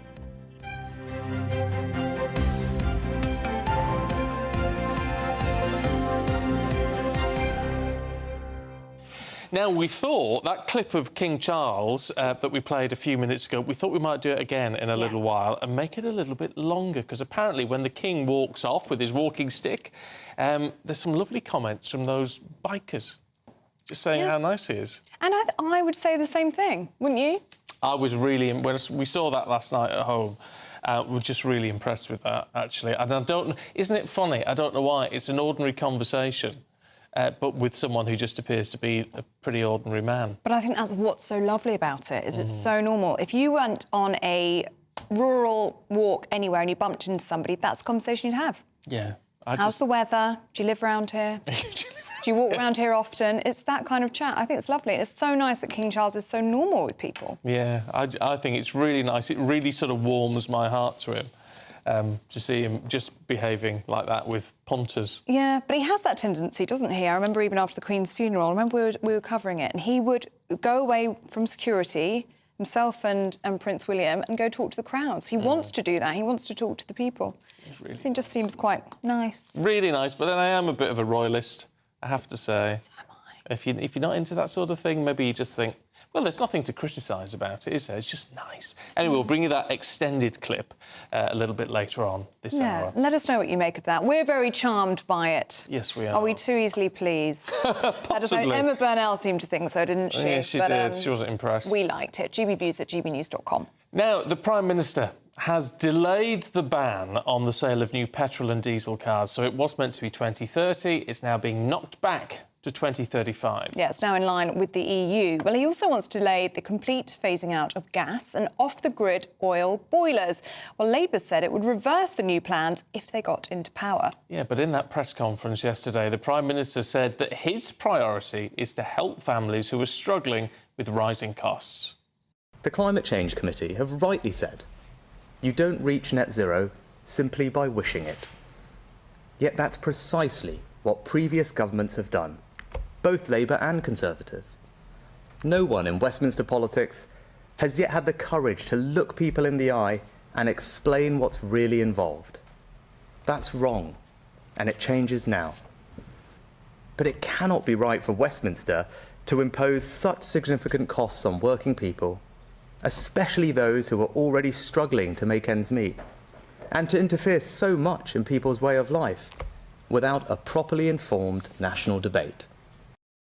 Well, Labour has accused the Prime Minister of being desperate, directionless and trashing our economic future. And indeed, the former Prime Minister, Boris Johnson, also warned Rishi Sunak not to falter on key climate initiatives. He says the uncertainty would drive up prices for families. Well, there's a lot to unpack there, isn't there? So let's go to Westminster, shall we, and join our Deputy Political Editor, Tom Harwood. Good morning to you, Tom. And clear dividing lines now between the Tories and the Labour Party. Certainly, and that's one way that we can look at what happened yesterday. Perhaps not just through the lens of making things slightly easier for struggling families, but also through the lens of politics. Was this a political press conference? Something that has finally created some clear blue water between the Labour Party and the Conservative Party. One party that wants to bring in these bans on boilers and on in the internal combustion engine by 2030, and one that wants to bring them in by 2035, although in some cases, for the most poorest of households, not bring them in at all for those gas boilers. It might not sound like the biggest difference, it might not sound like the most stark divide, but it is clear blue water between these two parties and might be particularly cut through when it comes to a general election campaign. It was also interesting to listen to the Prime Minister say that politicians hadn't been honest on the costs of net zero. In the abstract, many times politicians would say, yes, of course, sacrifices would need to be made, but then they'd often say that all the taxes, all the bans, all the policies towards net zero were net benefits for the economy. It's hard to see how both things could be true. And I think the Prime Minister will be hoping that what people took from his press conference yesterday afternoon was a dose of realism. OK, Tom, thank you very much indeed. I mean, it's causing a lot of controversy in our views this morning. Elaine quotes me and says, Stephen says heat pumps aren't efficient enough yet. It's only what I've been told. I haven't got one. But Elaine says they've been around for donkey's years and are used widely in other countries along with underfloor heating. It's the way to go. But Susan, were you about to read that? I was, go on. Very in sync. Says her parents bought a new house fitted with a heat pump, but moved 2 years later because of the inefficiency of that pump. It constantly went wrong and they needed supplementary heating. Yeah, so it seems some people have got good experiences, some people not. Meanwhile, Jean in Ipswich has been in touch. Hi, Jean. She says, why is everyone praising Sunak? We didn't ask, vote or want net zero. It should be got rid of completely. Well, I guess, Jean, because it was in the Conservatives' manifesto in the 2019 election, which they won in a sort of bit of a landslide. So in that sense, I guess you could say we did vote for net zero. As far as that goes, it was part of Boris Johnson's manifesto. So... And that's the point that Zach Goldsmith has been making. What mandate does Rishi Sunak have to go back on that? And Sue in Cheshire says, I don't know what all the fuss is about. Rishi has not ditched the 2050 target. We've just changed how we're going to get there. Which is a fair point, actually. Yeah. But let us know what you think. gbviews@gbnews.com. It's all about the money. It's all about money in our pockets, according to Rishi Sunak, which could all change today because the Bank of England is likely to raise interest rates again, despite yesterday's inflation figures being lower than expected. Well, any increase would mark the 15th rise in a row as those with variable mortgages suffer. Well, our West Midlands reporter Jack Carson is in Birmingham for us this morning. Good morning to you, Jack. Good morning to you. I'm here at Elevate Property Group in Jewellery Quarter. It's a big property developer within the city, and we're joined with James Costello, who's the Managing Director. James, just explain to us briefly why the interest rate matters to you as a business. Good morning, Jack. It matters to us because obviously we're exposed to the interest rates, not only in terms of the borrowing development finance, but also when we come to sell our properties with the mortgages that buyers can actually get within the market. And just then explain, what would you like to see from the Bank of England today? For you, is it right that they're still raising interest rates? How does that impact you as a business? Well, I think they probably will rise interest rates because I think the government has pledged it up to be 5% by the end of the year. So we're expecting to see probably an increase to get us to that 5%. But then the word on the street from a lot of our mortgage brokers is that into the following year, we should see mortgage interest rates, should start to level and maybe even come down in 2024 or 2025.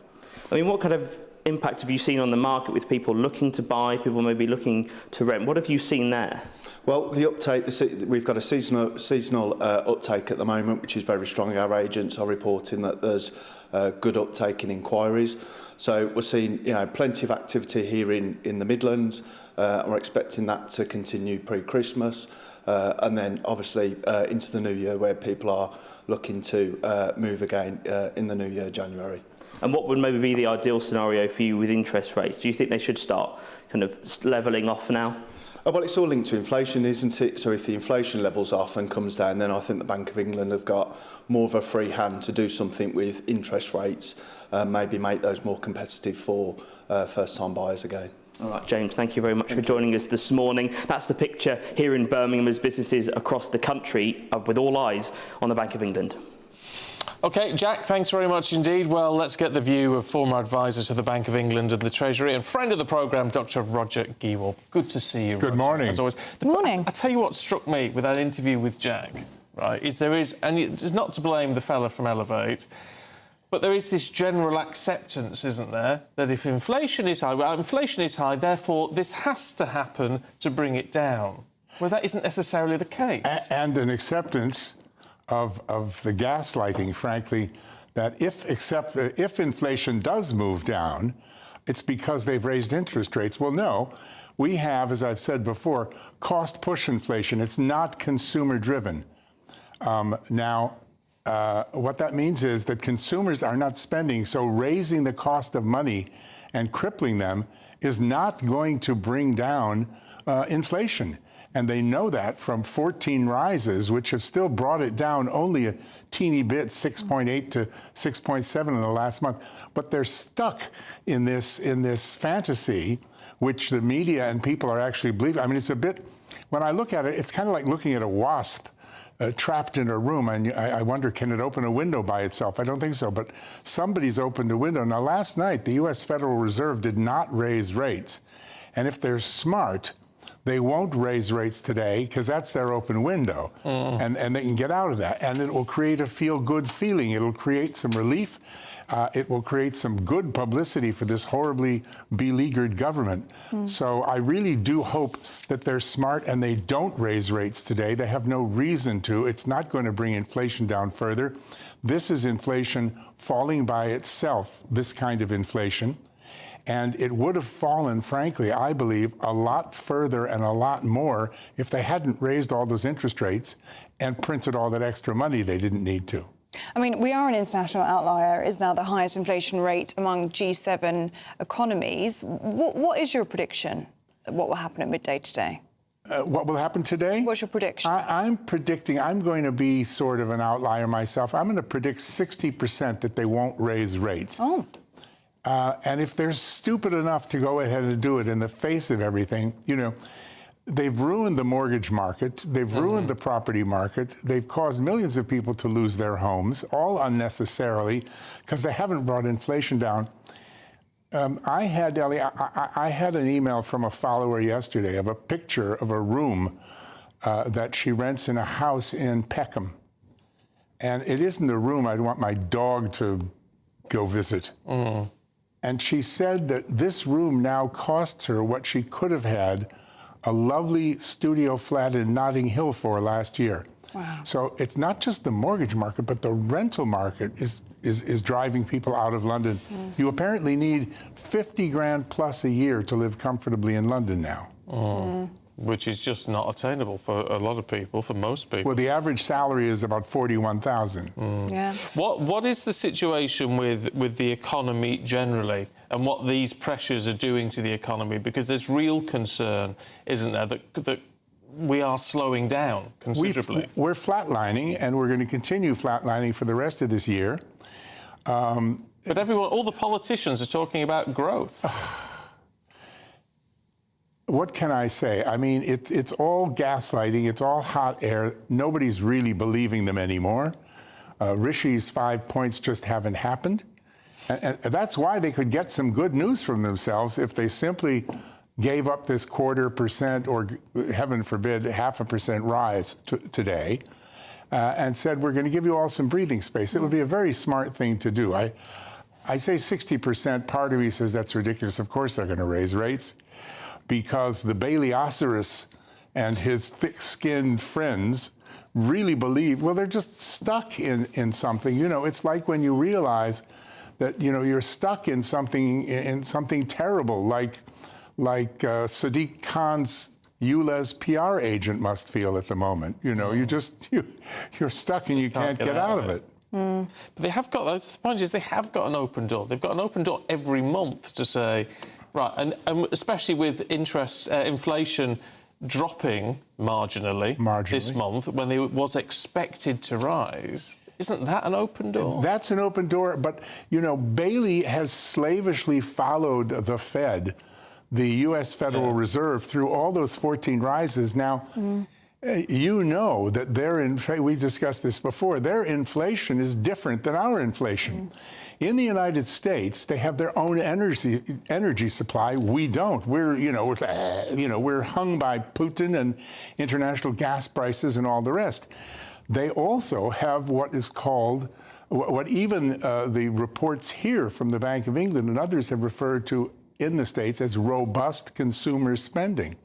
You don't see anybody spending robustly here, do you? Okay?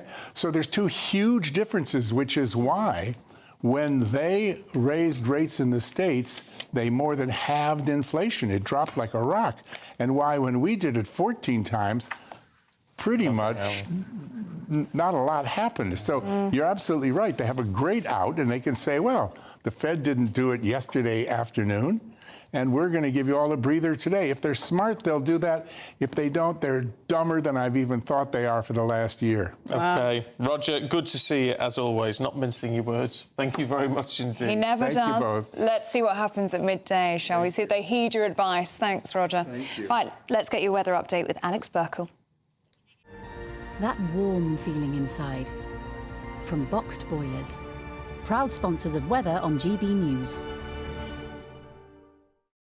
Good morning, here's your latest GB News weather update brought to you by the Met Office. I'm Alex Burkle, and whilst it is going to be sunnier for many today than it has been recently, it is still blustery towards the northwest, and here there is some showery rain around at times. Could be quite heavy across parts of Scotland, and that showery rain is going to feed into Northern Ireland too as we go through into the afternoon. Elsewhere for England and Wales, whilst it's a sunny morning for most, we are going to see plenty of showers bubbling up with some sunny spells in between, and those showers could be hit and miss, though some heavy downpours are possible. Temperatures likely to be down a degree or two compared to some recent days, but with a bit more sunshine around and slightly lighter winds for most of us, it may feel a little warmer.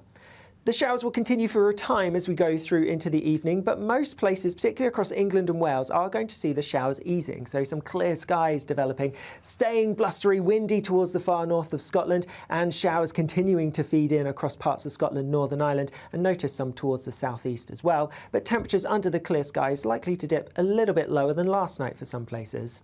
Through Friday then, it is going to be a bit showery towards the far coastal parts of Kent and perhaps East Anglia. Also showers then continuing to feed in on a north-northwesterly wind, staying windy across Shetland and Orkney, but otherwise the winds will be a little bit lighter and easing further as we go through the end of the day, but plenty of showers, and some of these could pack a bit of a punch. Temperatures likely to be similar today, perhaps down a degree or two. That warm feeling inside. From Boxed Boilers. Proud sponsors of weather on GB News. All the sport with Paul Coyte coming up very shortly, and we're going to be talking to the golf caddy to the stars. We've got some great stories. Monday to Thursday, 9 p.m. till 11 p.m. Join me, Dan Wootton, for 2 hours packed full of unfiltered opinions, unique takes, and fiery debates. I guarantee you blockbuster guests and exclusive reporting with no spin, no bias, no censorship. I think there is a culture of collusion, quite frankly. And no reason to go to bed. That's Dan Wootton tonight on TV, radio, and online. Monday to Thursday from 9 p.m. till 11 p.m. only on GB News, Britain's news channel. The Live Desk with me, Mark Longhurst. And me, Pip Thompson. It's here Monday to Friday on GB News. From midday, we'll bring you the news as it breaks. whenever it's happening and wherever it's happening, from across the UK and around the world. Refreshing, feisty, but with a bit of fun too. If it matters to you, we'll have it covered on TV, radio and online. Join the live desk on GB News, the People's Channel, Britain's news channel.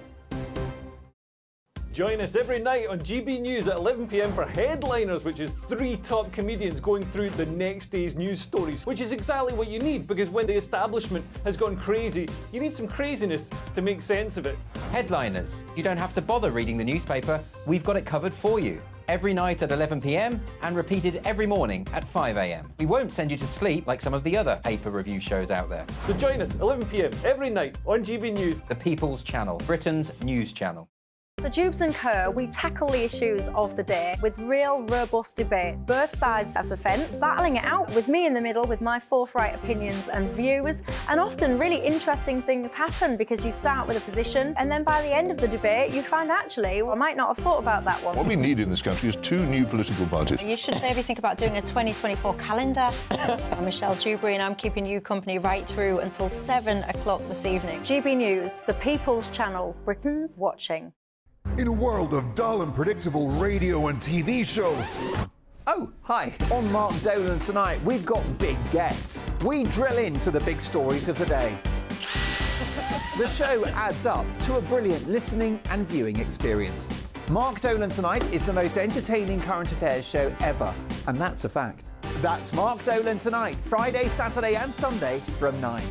Only on GB News, Britain's news channel. Like all families, we have arguments every now and then, but actually we agree on what the mission of GB News is, and that's the most fundamentally important thing. GB News provides the kind of platform that lets all voices be heard. We don't hold back. We're free to say what we really think. Just because some people who live in a tiny little Westminster bubble think that their particular story is important, that's not the most important story for me. And often there will be difficult stories, stories that you won't find on the establishment media. Because what people think in the north of England may be very different to what they're thinking in the home counties. We're going to carry on telling the world what life is really like for households up and down the UK. We love to be in your car, in your kitchen as you're having your breakfast. Whatever you're doing, you are part of the show. If it matters to you, it matters to us. Britain's watching. Britain's watching. Britain's watching. We're proud to be GB News, the People's Channel, Britain's news channel.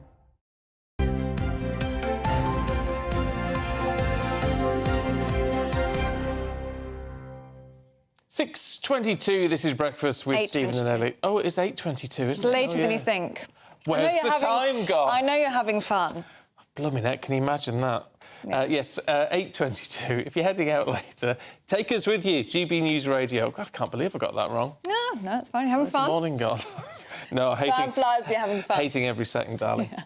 Now, King Charles and Queen Camilla are continuing their 3-day state visit to France. Today, the King is expected to give a speech in front of the Senate, which we've been told has never happened before. No. While the Queen tours the National Library with French First Lady Brigitte Macron. Yes, the pair will then go to Saint-Denis, which currently hosts some of the 2023 Rugby World Cup fixtures. Yes, that is how you say it. I didn't like to tell you last time. I did quite a good job, I thought, last time. Saint-Denis, you said. Denis. Saint-Denis. Saint-Denis. There you go. Our royal correspondent Cameron Walker will know, because he's in Paris. Morning. Oh, where it appears to be chucking it down, Cameron. Yep. Il pleut, Stephen. Yeah, absolutely. It's raining very heavily here. It's the morning after the night before here in Paris. A magnificent state banquet at the Palace of Versailles, hosted by President Emmanuel Macron, King Charles, Queen Camilla, guests of honour, 160-odd guests, but some very high-profile guests indeed, including Rolling Stones frontman Sir Mick Jagger and the actor Hugh Grant. It was a very prestigious menu, let's put it that way. There was blue lobster, French chicken, and a 30-month Comté cheese. cheese, among some other delicacies as well. Now, during the state banquet, the king delivered a speech, all of which was in French, but he said he was greatly moved by the tributes paid by France following the death of his mother, Queen Elizabeth II. He was profoundly moved, particularly by the gestures of flying the Union flag above the Élysée Palace in Paris. That's the residence of the French President Emmanuel Macron. He also conceded, the king did, that the relationship between the UK and France has not always been straightforward. But of course, the whole point of the state visit is strengthening ties between two nations. Britain and France, of course, have a very much shared history. A Foreign Office spokesperson says that a state visit has a positive impact on trading relationships, and he actually, the spokesperson referred to the German state visit that happened a few months ago and how relationships have really improved since that time. It's the monarchy power of soft diplomacy in action. Now, you might be wondering why I'm stood in the rain outside the French Senate, and that is because King Charles III will become the first British monarch in history to address the Senate from the chamber. Now, earlier I spoke to a senator who's actually going to be meeting His Majesty a little bit later on today, Eric Bouquet. He is the chair of the France-UK Friendship Group of the French Senate, and he talked about the importance of building a relationship even, in a post-Brexit world. It's a new visit by the monarch, by the British monarch. So of course it's a great opportunity because Britain and France must go on having regular and strong relationship. We are neighbours. We are still. You're not in the European Union anymore, but you are still part of Europe. Okay, Dover is still the same distance from Calais, so nothing has changed. We must build a new relationship after this Brexit decision, which I respect, of course. Well, there's been no break in our relationship after Brexit, but this opens a new era of our relationship between France and United Kingdom. So it's a great honour for us. He'll deliver a speech in the House around 11 o'clock this morning, so it will be a great occasion. He'll speak in French and English, but we'll listen carefully to what he has to say to the French representatives, senators and members of parliament. Well, the Queen and the French First Lady will be launching a new French-British Literary Prize at the Bibliothèque Nationale of France, and other highlights include an engagement with rugby stars, and then tomorrow the King and Queen go to Bordeaux. Lovely stuff. Packed schedule. It is indeed. Cameron, thank you. À plus tard. Very good. Very good. He needs to get inside. Poor Cameron. He was in the rain in New York and now he's in the rain in Paris. Very tough. Well, Vanity Fair royal editor Katie Nicholl joins us now. And Katie, state visit going very, very well, isn't it, really? It's going very, very well. And it's interesting hearing Cameron talking about this entente cordiale and this special relationship.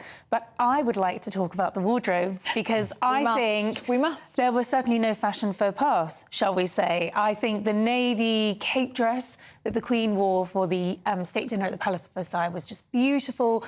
We had the First Lady of Paris, or France, Brigitte Macron, wearing Dior as well. And I suspect there must have been a conversation had. Well, I was going to ask you about that because that, to me, yesterday looked like a faux pas.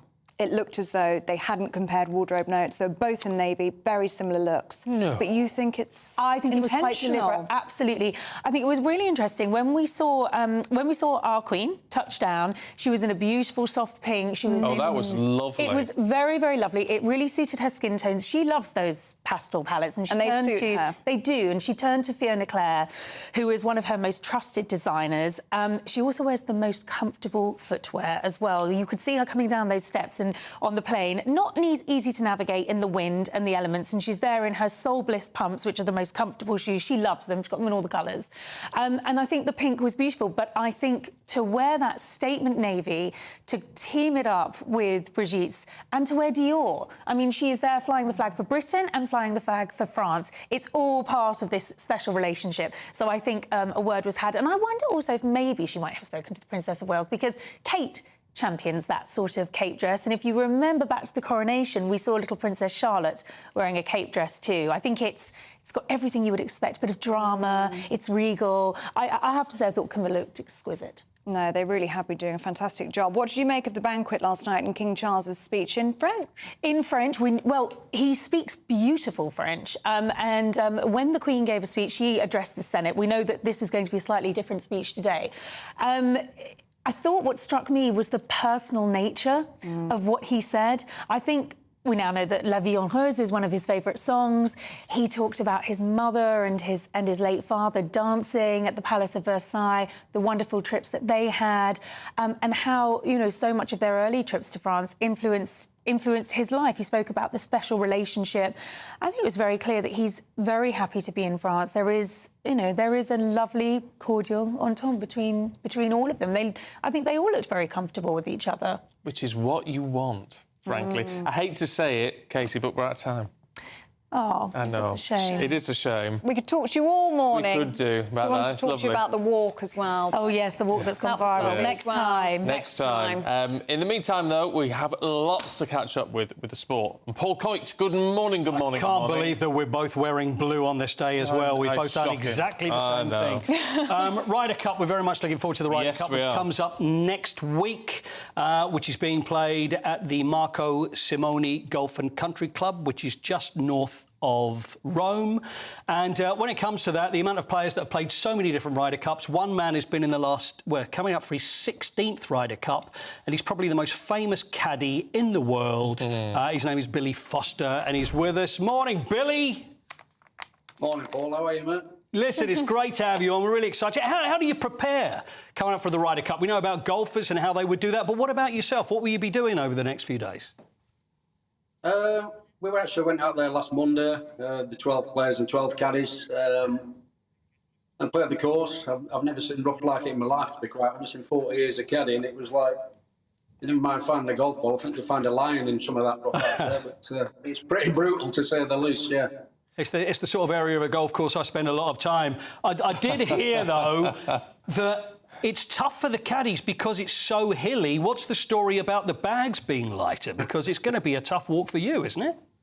Yeah, well, when I first realised that Luke Donald was going to be the captain, the first two things I said to Luke was we need 2 reserve caddies and we need light golf bags because it is an unbelievably hilly climb around Marco Simeone, and obviously, you know, there's every chance that you'll be doing 2 laps a day. So, you know, approaching 60, carrying 4 stone up them hills, 10 mile a day, it's pretty hard work. But yeah, I think light golf bags are being ordered.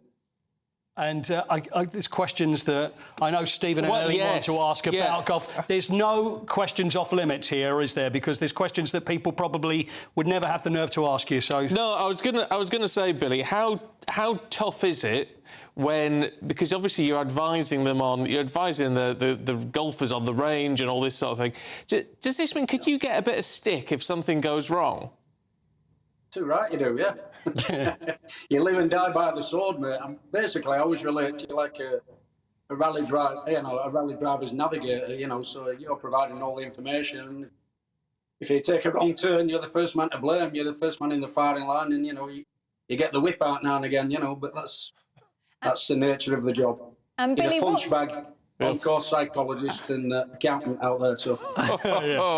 And Billy, what's in the bag? It's not just clubs, is there? You've got some snacks in there, I'm sure. Well, it depends who you're working for. You know, Darren Clark, you need a 7-course meal in the bag. You know, Matt, he sticks to the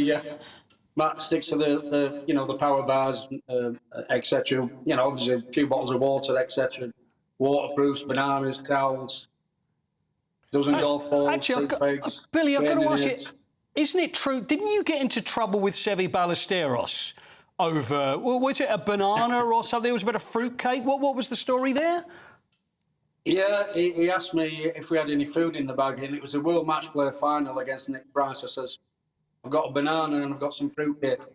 OK, give me the banana, right? So I give him this banana. Well, Seve liked his bananas like they've been in the fruit bowl for 6 weeks, you know, black and like baby food, you know. I made a massive mistake of giving him a yellow banana. And he's like, oh, Jesus Christ, I give you one job, here you go. He's like, throws it in the trees and give me the fruitcake. Yeah, so I gave him the fruitcake and he threw it down his mouth just as Nick Price was at the top of his backswing, and it went down the wrong hole. And he choked right on the top of Nick Price's backswing and he duffed it. And he's like, Nick, I'm so sorry, yeah, it's Billy's fault to give me the fruitcake. He's getting I'm getting a telling off again for giving the fruitcake at the wrong time, you know. And he asked him if he could take the shot again, but ultimately he didn't, and they ended up halving the all, which you know, he got away with it in the end. But yeah, I'm always getting into trouble. Let's just don't carry the fruitcake around Rome, whatever you do. Finally, we got to know though, what are the chances? I mean, cough on the Americans' backswings. Finally, what are the chances, you think? You know, we need to win this back, and when it comes to playing in Europe, it always seems to be better for Team Europe against the States. Predictions, I know you're part of the setup, but how are you feeling about next week?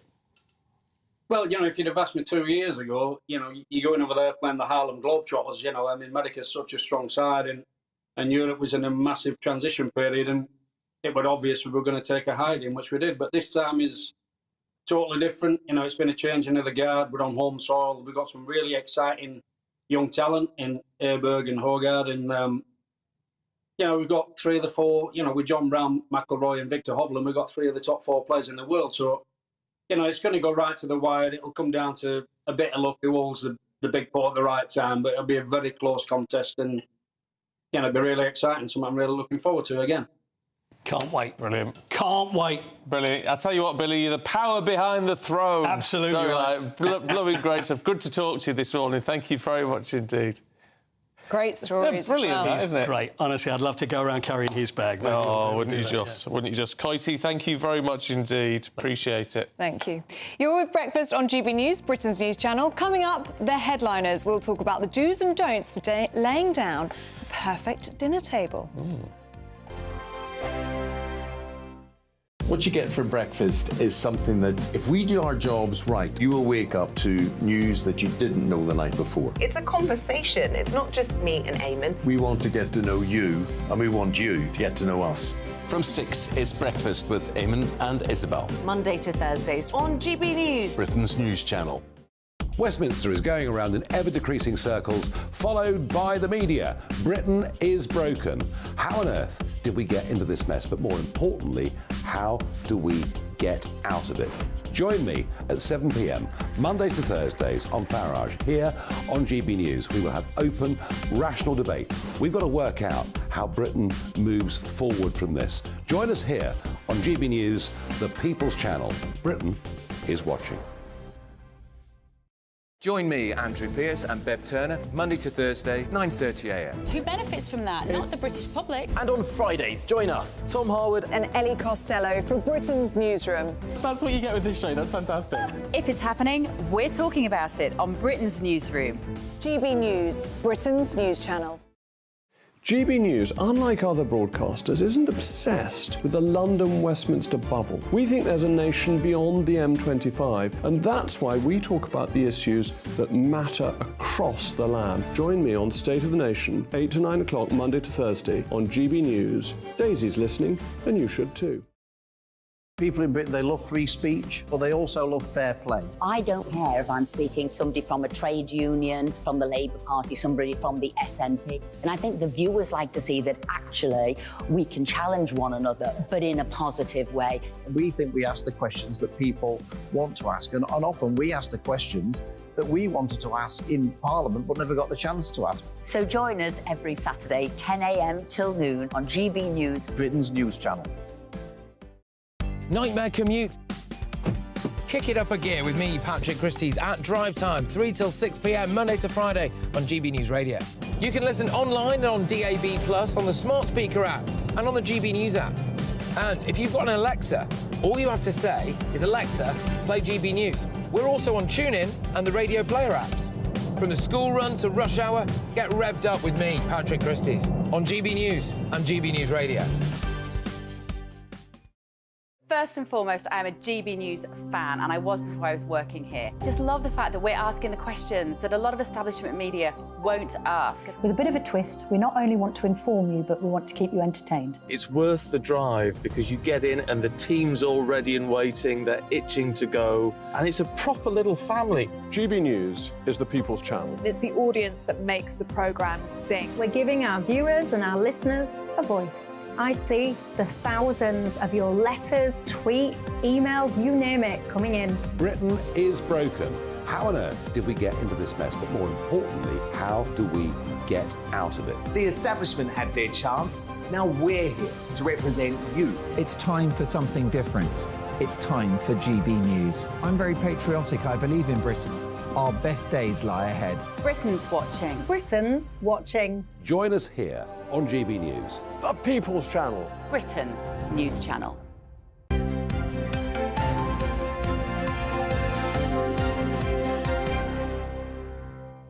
8:39, time for the headline makers this morning. We're joined again by the deputy editor of The Spectator, Freddie Gray, and political consultant Emma Burnell. And also, because we're going to talk about the King in that amazing video, we've kept Katie Nicholl from Vanity Fair with us to talk us through that one. Morning, all three of you. So let's kick off with that, because I think this is a really lovely bit of well, not television, reality, really, of the King bumping into some cyclists on the Balmoral estate. Have you done it before? Yeah. Yeah. It's lovely. It's quite bumpy, though. Your old hands at it, I can see. We do our best. Andrew's a minor celebrity in the mountain bike world. Really? Yeah. Not compared to you, sir. Normally on the mountain bike. So is this your summer vacation to Balmoral, is it? It's wonderful. The weather was better. Yeah, I know, it's typical. Yeah. The midges are horrendous. The worst I felt this year was this morning. Yeah. Yeah. Oh my God, so bad. So horrible. It's typical. Yeah. So you're being left to walk and everyone else is... Oh yeah, but I like my walking. So. I want to get a few things on the way down. Good for the soul. Well, we'll be staying in the Gouldashire Bothy tonight. You are? Yeah. Left all our stuff there, so... But I'm so glad it works all right, I think, because it's... Oh, it's really nice, yeah. We renovated it a bit with the help of people from Ballister. So I'm trying to get more trees to grow around. Yeah, it's looking lush compared to what it was a few years ago. Do you ever stay in the estate house there? Never used to. Yeah. Camp. You can. When I was very young, my father and my sister. Is it ever used nowadays? Occasionally. Yeah. Well, another generation wants to do things like that. Do you know what I mean? Yeah. And we do use it. Yeah, absolutely. It's just lovely. A picnic or a barbecue or something. Anyway. Well, lovely to meet you. Yeah. Thank you very much. Take care. Don't fall off. No. Take care. Listen for the helicopter.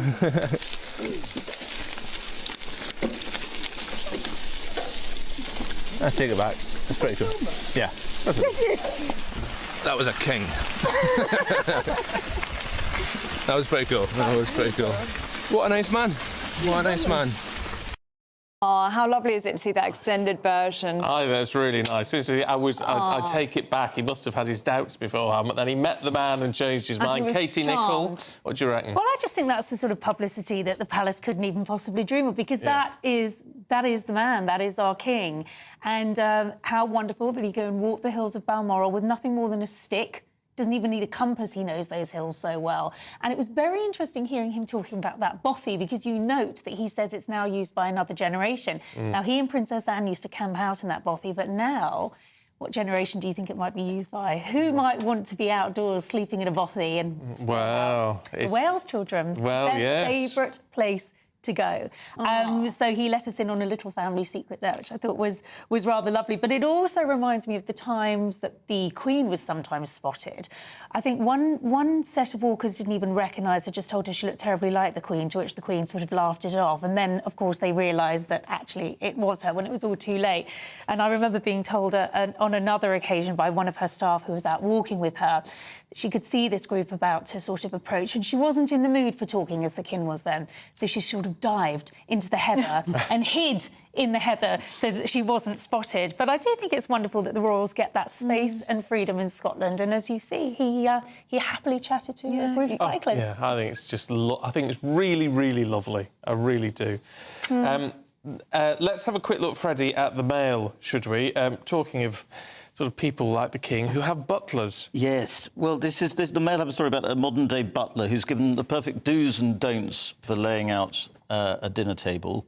And it's always whenever you hear butlers quoted now, you want them almost to be very stiff and formal. And they always say, actually, the most important thing is that everybody's relaxed. And he says sort of relaxed formal is his favourite type of dinner table.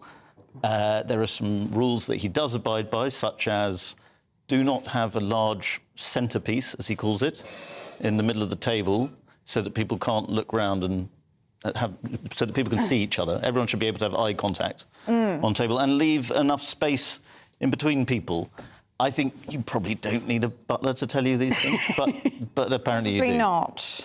And what about the glassware? There's something about a golden rule. Yeah, the golden rule is in order. So water, first wine, second wine. You do at your house. Port glass. No, Yeah. I don't even have a dining table because I live on my own, so I just eat at the coffee table in front of the telly. I mean, anybody who spent any time with me in the green room will know that I'm a little bit obsessed with the show Below Deck. And one of the big controversies they have on that show regularly is whether they've done the table well or not. It's a huge issue there. So it is interesting to see how these things can be done properly and formally. But it just... I would feel so uncomfortable at a table that was so rigidly set out like that. I would be spending the entire time going, am I using the right fork? Am I using the right, glassware? Is this the right thing at the right time? For me, I'm more of an informal dining person. Yeah, well, I would agree. I would agree with you. One thing I didn't say, which this butler says, is that you shouldn't put the napkin in the glass, which I thought would also be quite self-evident, wouldn't it? Some people apparently like to arrange put them. Oh yes, I see it in restaurants. Yeah, my mum does that. Don't shame your mother Christmas dinner table. No, she's quite good. She does a nice foldy swanny thing. Oh, it's lovely. Sticks it in the glass. It in the glass. Oh, yeah. Yeah, only at Christmas though, not all the time. Don't put it back in the glass once you've taken it. Yeah, don't do that again, Joan. Sensible rule. No, Joan. Apologies. Look, don't go anywhere, you two. We're going to take a short break, and then we're going to be talking to the Business and Trade Secretary, Kemi Badenoch. Monday to Thursday, 9 p.m. till 11 p.m. Join me, Dan Wootton, for 2 hours packed full of unfiltered opinions, unique takes and fiery debates. I guarantee you blockbuster guests and exclusive reporting with no spin, no bias, no censorship. I think there is a culture of collusion, quite frankly. And no reason to go to bed. That's Dan Wootton tonight on TV, radio and online. Monday to Thursday from 9 p.m. till 11 p.m. only on GB News, Britain's news channel. The Live Desk with me, Mark Longhurst. And me, Pip Thompson. It's here Monday to Friday on GB News. From midday, we'll bring you the news as it breaks, whenever it's happening and wherever it's happening, from across the UK and around the world. Refreshing, feisty, but with a bit of fun too. If it matters to you, we'll have it covered on TV, radio and online. Join the Live Desk on GB News, the People's Channel, Britain's news channel. Join us every night on GB News at 11 p.m. for Headliners, which is 3 top comedians going through the next day's news stories, which is exactly what you need, because when the establishment has gone crazy, you need some craziness to make sense of it. Headliners. You don't have to bother reading the newspaper. We've got it covered for you. Every night at 11 p.m. and repeated every morning at 5 a.m. We won't send you to sleep like some of the other paper review shows out there. So join us 11 p.m. every night on GB News. The People's Channel, Britain's news channel. So Jubes and Kerr, we tackle the issues of the day with real, robust debate, both sides of the fence, battling it out with me in the middle with my forthright opinions and views. And often really interesting things happen because you start with a position and then by the end of the debate you find actually, I might not have thought about that one. What we need in this country is 2 new political parties. You should maybe think about doing a 2024 calendar. I'm Michelle Dewberry and I'm keeping you company right through until 7 o'clock this evening. GB News, the People's Channel, Britain's watching. In a world of dull and predictable radio and TV shows. Oh, hi. On Mark Dolan tonight, we've got big guests. We drill into the big stories of the day. The show adds up to a brilliant listening and viewing experience. Mark Dolan Tonight is the most entertaining current affairs show ever, and that's a fact. That's Mark Dolan Tonight, Friday, Saturday and Sunday from 9. Only on GB News, Britain's news channel.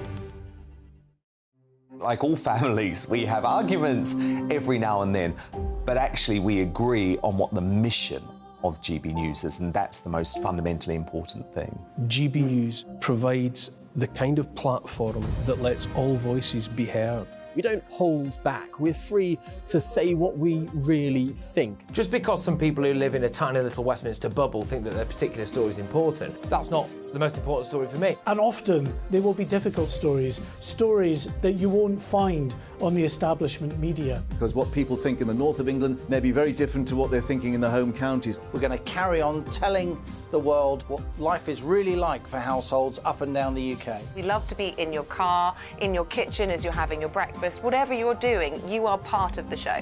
If it matters to you, it matters to us.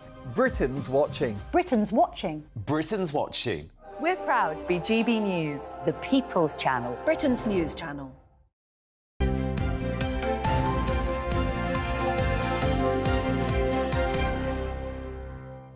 So we're just waiting on Kemi Badenoch, the Business and Trade Secretary, to get sort of mic'd up and the lines all connected. So in the meantime, Freddie Gray and Emma Burnell, what are we to make of what the government has done? What the PM almost seems to have done single-handedly, what it feels like, doesn't it? A bit presidential in his U-turn on the green stuff. Yeah, I mean, it was kind of... We kind of knew it was coming.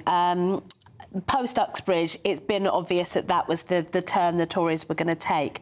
But it got leaked, so they were going to announce it tomorrow. But because it was leaked at the beginning of the week to the BBC, they had to bring it forward. It was very... Well, they didn't have to, but they decided to bring it forward. They felt that they were losing control of the story, rushed it through. It seems a little odd. Some of the things that he's claiming to have banned are things that nobody's really sure were there in the first place.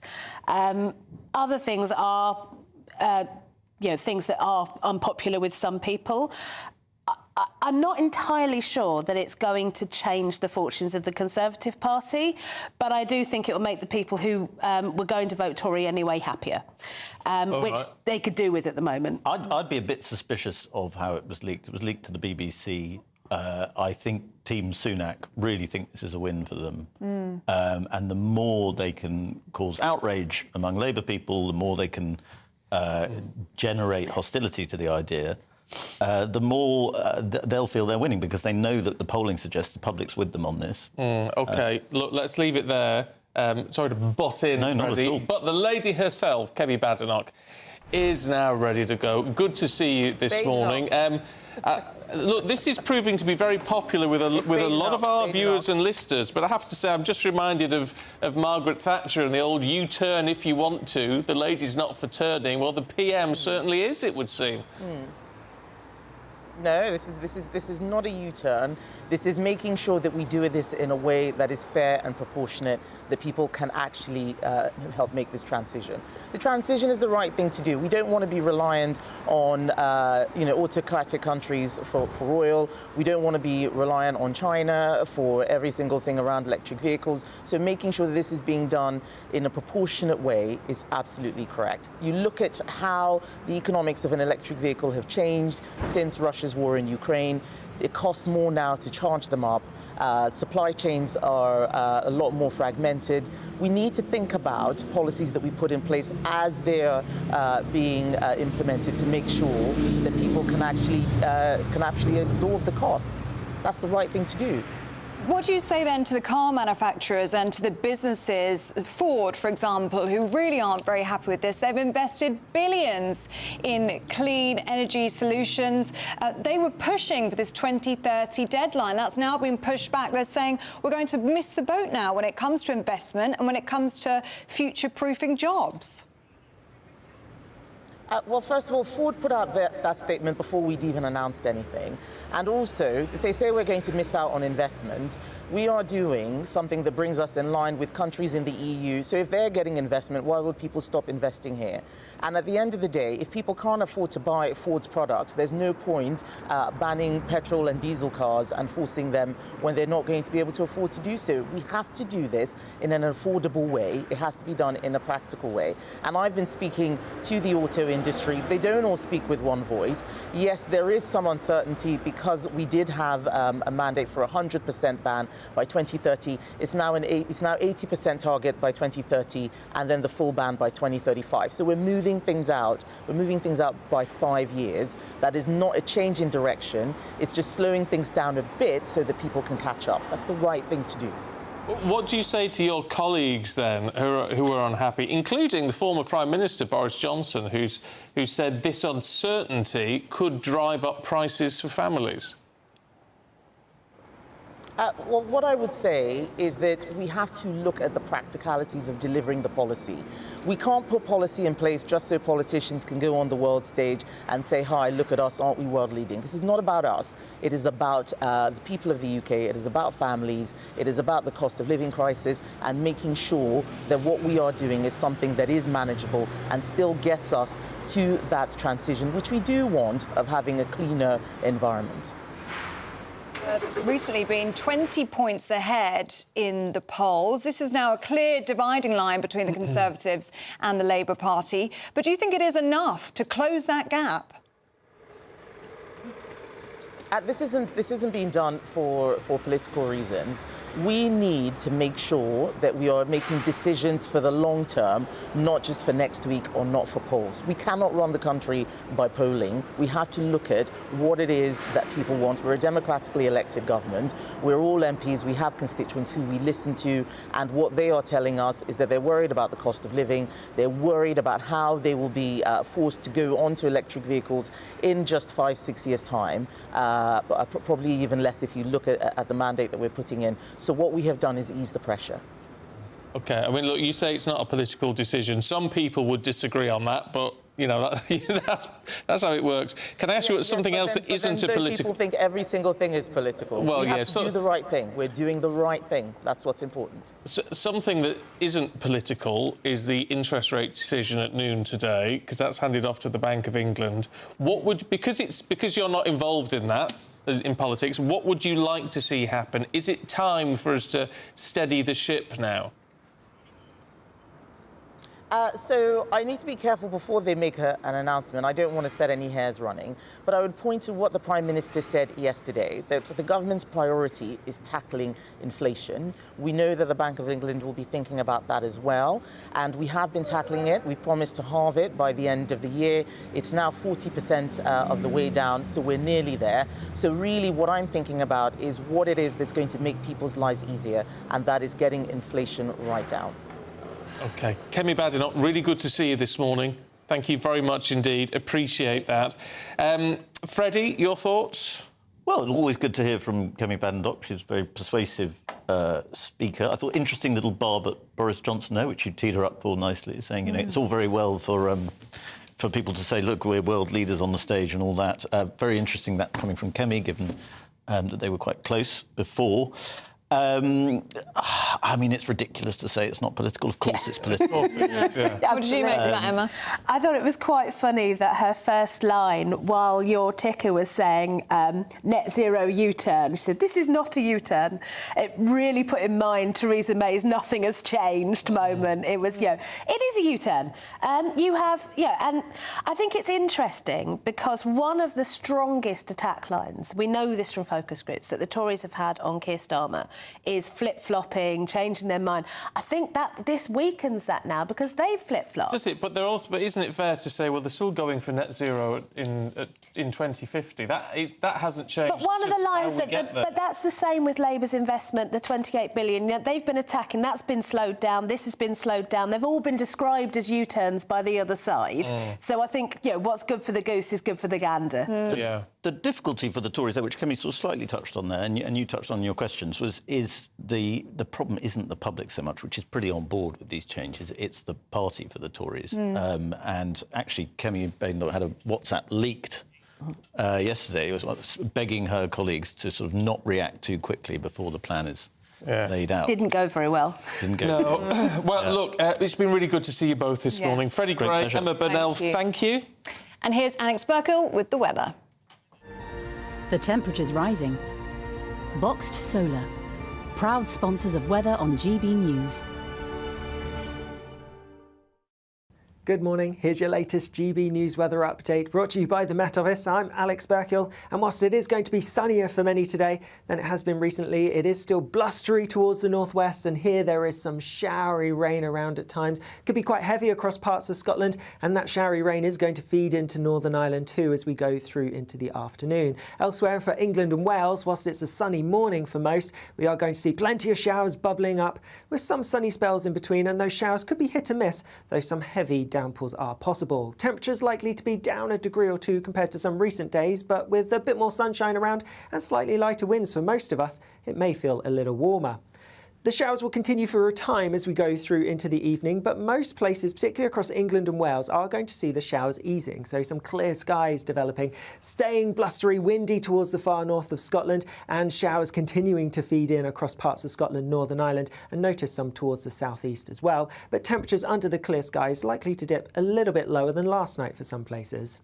Through Friday then, it is going to be a bit showery towards the far coastal parts of Kent and perhaps East Anglia. Also showers then continuing to feed in on a north-northwesterly wind, staying windy across Shetland and Orkney, but otherwise the winds will be a little bit lighter and easing further as we go through the end of the day, but plenty of showers, and some of these could pack a bit of a punch. Temperatures likely to be similar to today, perhaps down a degree or two. The temperature's rising. Boxed Solar, proud sponsors of weather on GBNews.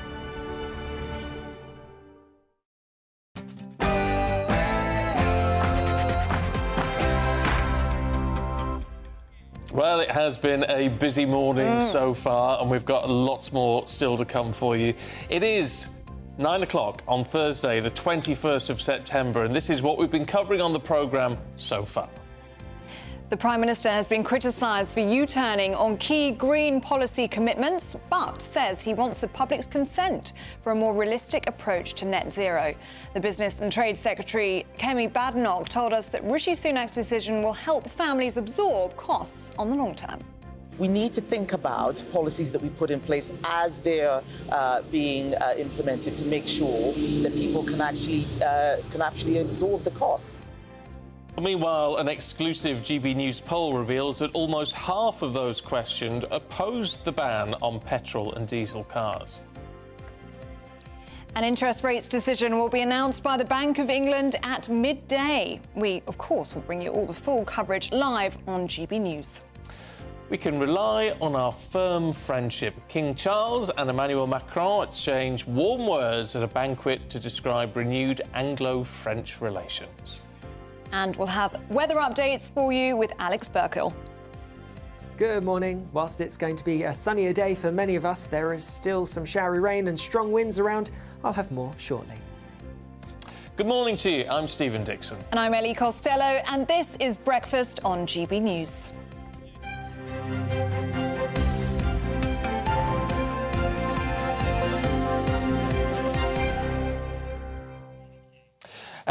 We're going to bring you some pictures very shortly from Threadneedle Street, which I always think is a very interestingly named street. That's where the Bank of England is, of course, the old lady of Threadneedle Street, where we are expecting that a Bank of interest rate decision, a Bank of England interest rate decision, get it right.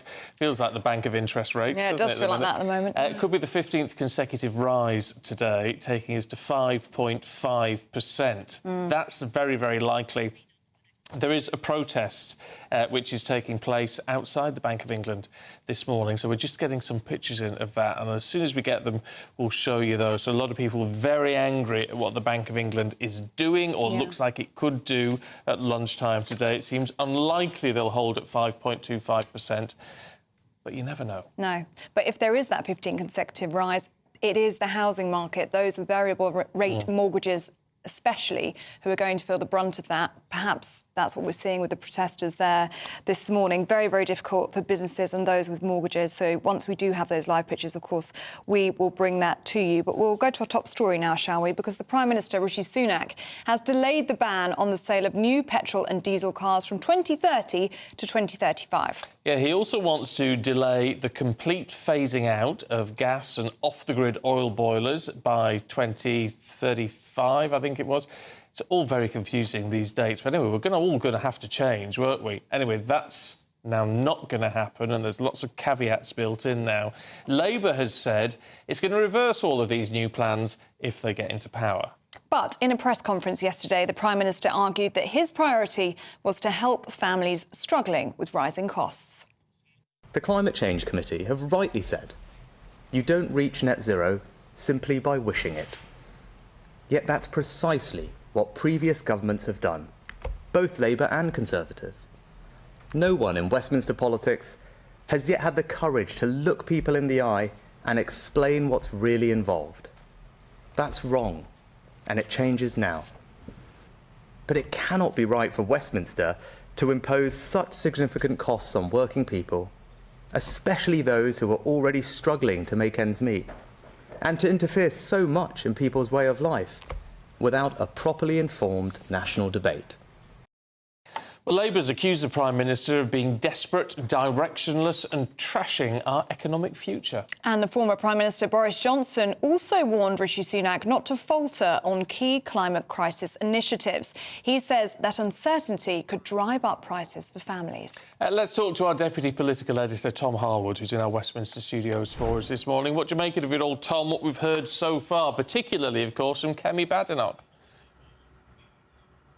Yes, it's fascinating. There is now clear blue water between the Conservative Party and the Labour Party on climate issues, when perhaps up until yesterday afternoon there simply wasn't. There seemed to be sort of one direction that both of these parties were travelling along together. But it does seem that the Prime Minister has now tried to create almost a dividing line, perhaps an electoral dividing line, between the Conservative Party and the Labour Party on the speed at which we're going towards net zero and the way in which we're going toward net zero. Is it about encouraging people to change, or is it about government diktats, banning things, stopping people from making certain choices rather than encouraging people from making certain choices? It seems that we're starting to see some divergence there, although on the other side of the ledger, we've also seen some convergence. The Prime Minister, of course, doubling down on the end to the ban on onshore wind farms,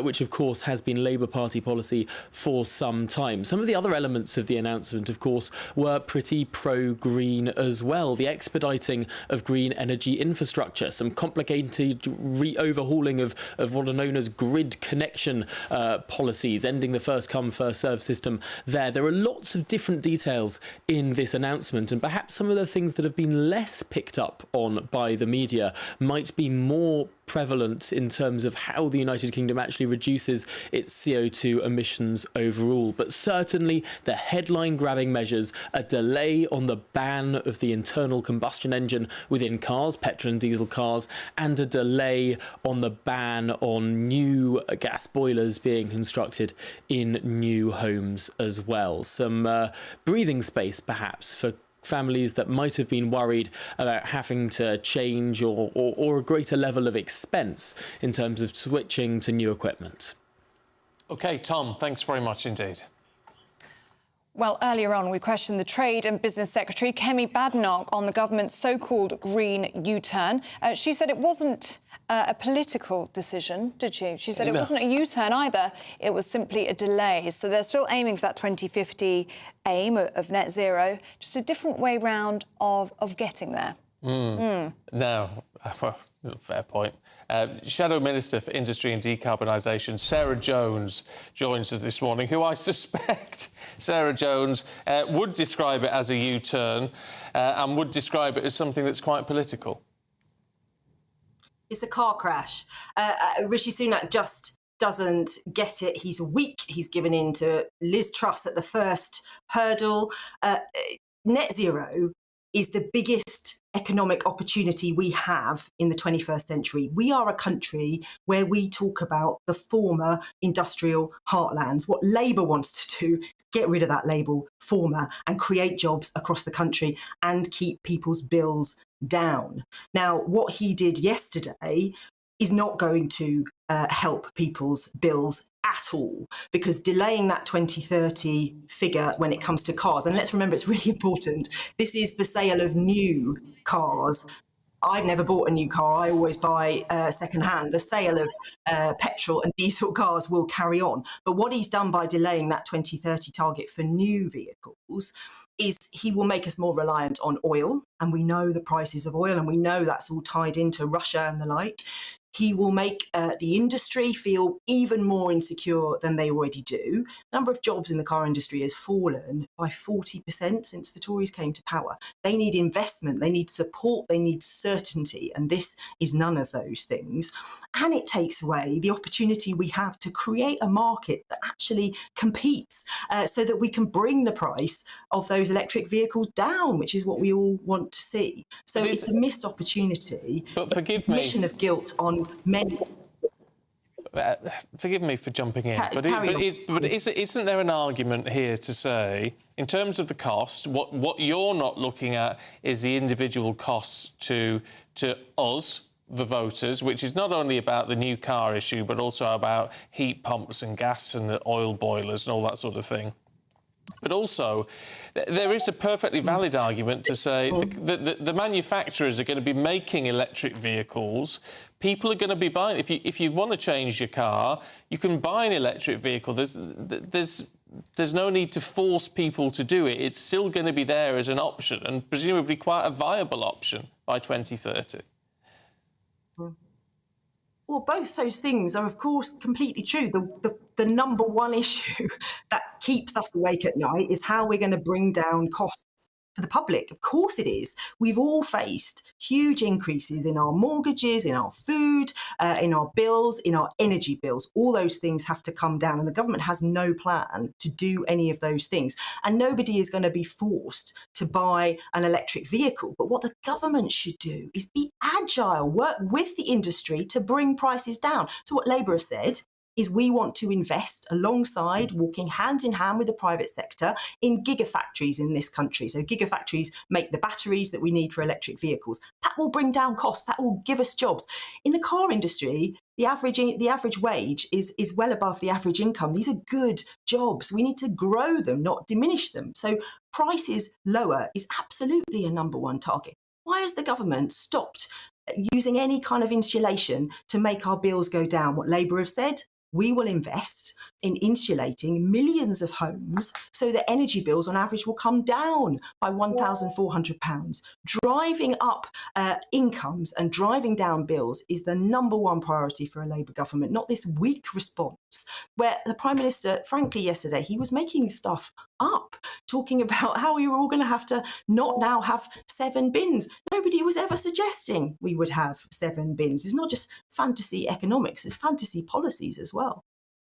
You're very concerned, obviously, about the cost on families. And your colleague Steve Reid was speaking yesterday, and he confirmed that Labour, if they were to come into power, would revert back to 2030 on the ban of petrol and diesel cars. So, in a sense, you would U-turn on the U-turn. But Boris Johnson's made the point, hasn't he, that uncertainty would ramp up prices for families. And surely the Labour Party wouldn't want to see that happen.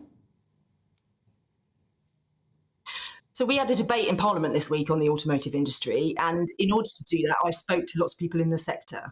And what they said is they were crying out for stability and certainty from this government, and they just haven't seen it for years. The biggest cliff edge that is facing the car industry right now is there are changes to the rules of origin in the EU that come into force on the 1st of January, where we're going to start having to pay 10% extra tariffs. Where is the government on that? Where is the government negotiating with the EU to stop that absolute cliff edge that will really jeopardise the automotive industry in this country? You know, they have no plan anywhere.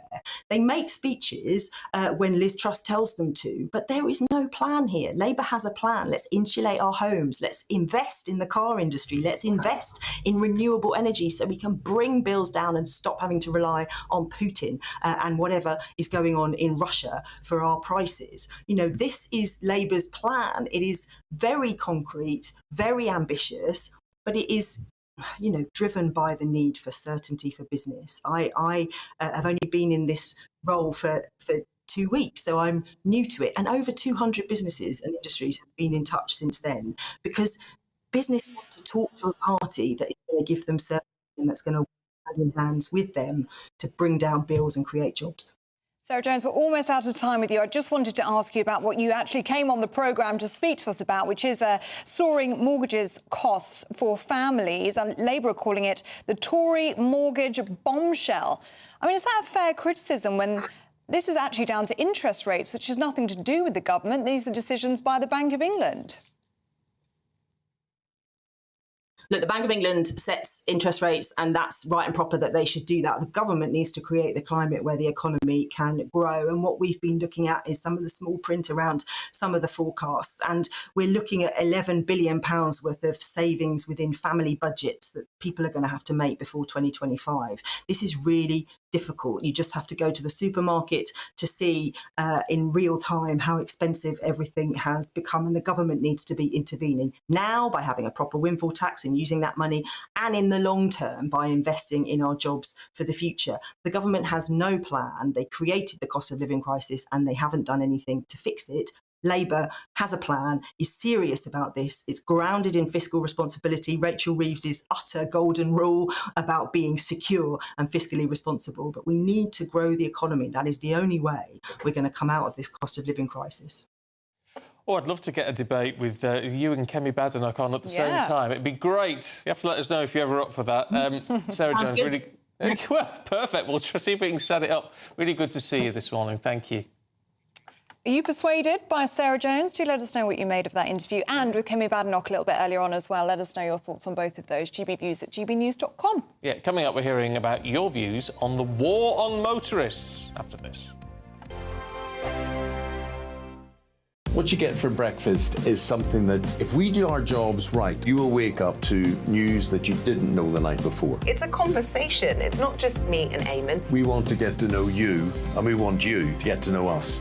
From 6, it's Breakfast with Eamonn and Isabel. Monday to Thursdays on GB News, Britain's news channel.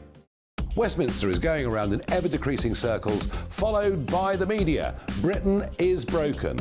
How on earth did we get into this mess? But more importantly, how do we get out of it? Join me at 7 p.m, Monday to Thursdays on Farage, here on GB News. We will have open, rational debate. We've got to work out how Britain moves forward from this. Join us here on GB News, the People's Channel. Britain is watching.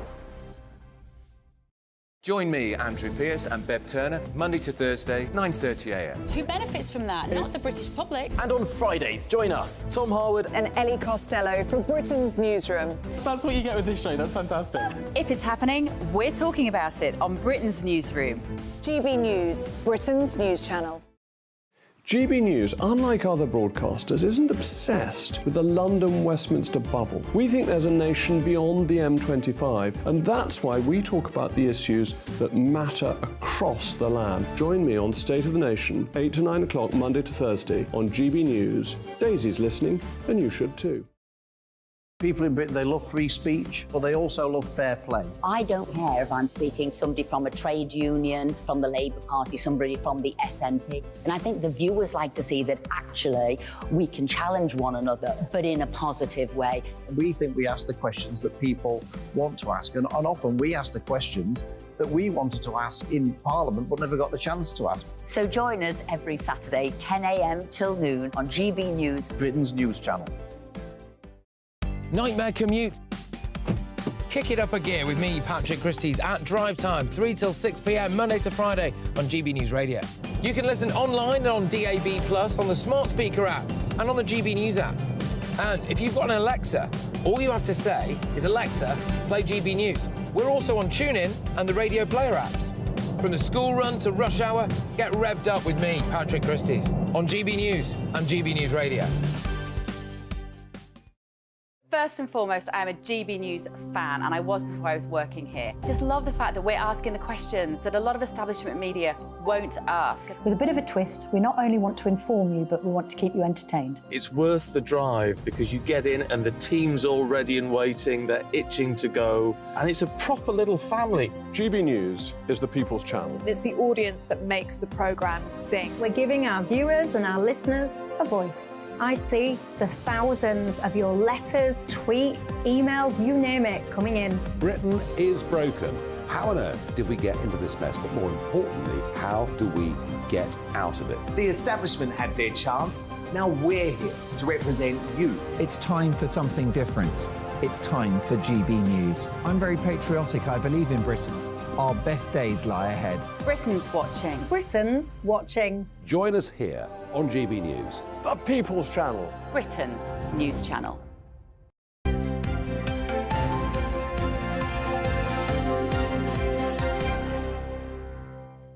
Welcome back. Good morning. It's 9:18. God, you're crackers. I know, so are you. The best people are. We're looking at our People's Poll now, Oh, yes, aren't we are looking at the exclusive GB News People's Poll. Half of us questioned, well, I wasn't questioned, but you know what I mean. Yeah. Oppose the ban on petrol and diesel cars by 2030. So that may mean a broad welcome, thereabouts, for the PM's pushing back of that date. So Where are you off to with that? I have no idea. And we also asked you, do you think the government is on the side of motorists or non-motorists? Well, 40% of you said the government is on the side of non-motorists. Just 7% say the government supports people who drive cars. Yeah, I'm surprised by that. We've also been asking for your views this morning, and you've been sending it brilliant. You've got to keep this coming in. You've been sending through video comments. Let's have a look. I think the government are right in delaying the ban on petrol and diesel cars. I personally feel that it should actually be scrapped altogether. People aren't in a position to be able to always afford electric cars, and actually sometimes more efficient petrol and diesel cars are a much better option. Does this government support the motorist? Absolutely not. The obsession with net zero is going to cost this country a fortune, and people cannot afford electric vehicles. Rishi Sunak is right to stop this madness now. Is there a war on the motorists? I think there most definitely is. Whether it's the ridiculous ULEZ zones, the 20 mile an hour speed limits, low traffic neighbourhoods, the cost of fuel. For years, the motorist has been hit in the pocket, and both local and national governments seem determined to paint the motorist as the bad person. So I'm pretty disgusted with what's going on both locally and nationally, and hopefully we'll get a bit of a change with the new government. The attitude of politicians from the Westminster bubble regarding the electric cars is absolutely disgusting. Ordinary people are just not going to be able to afford these cars.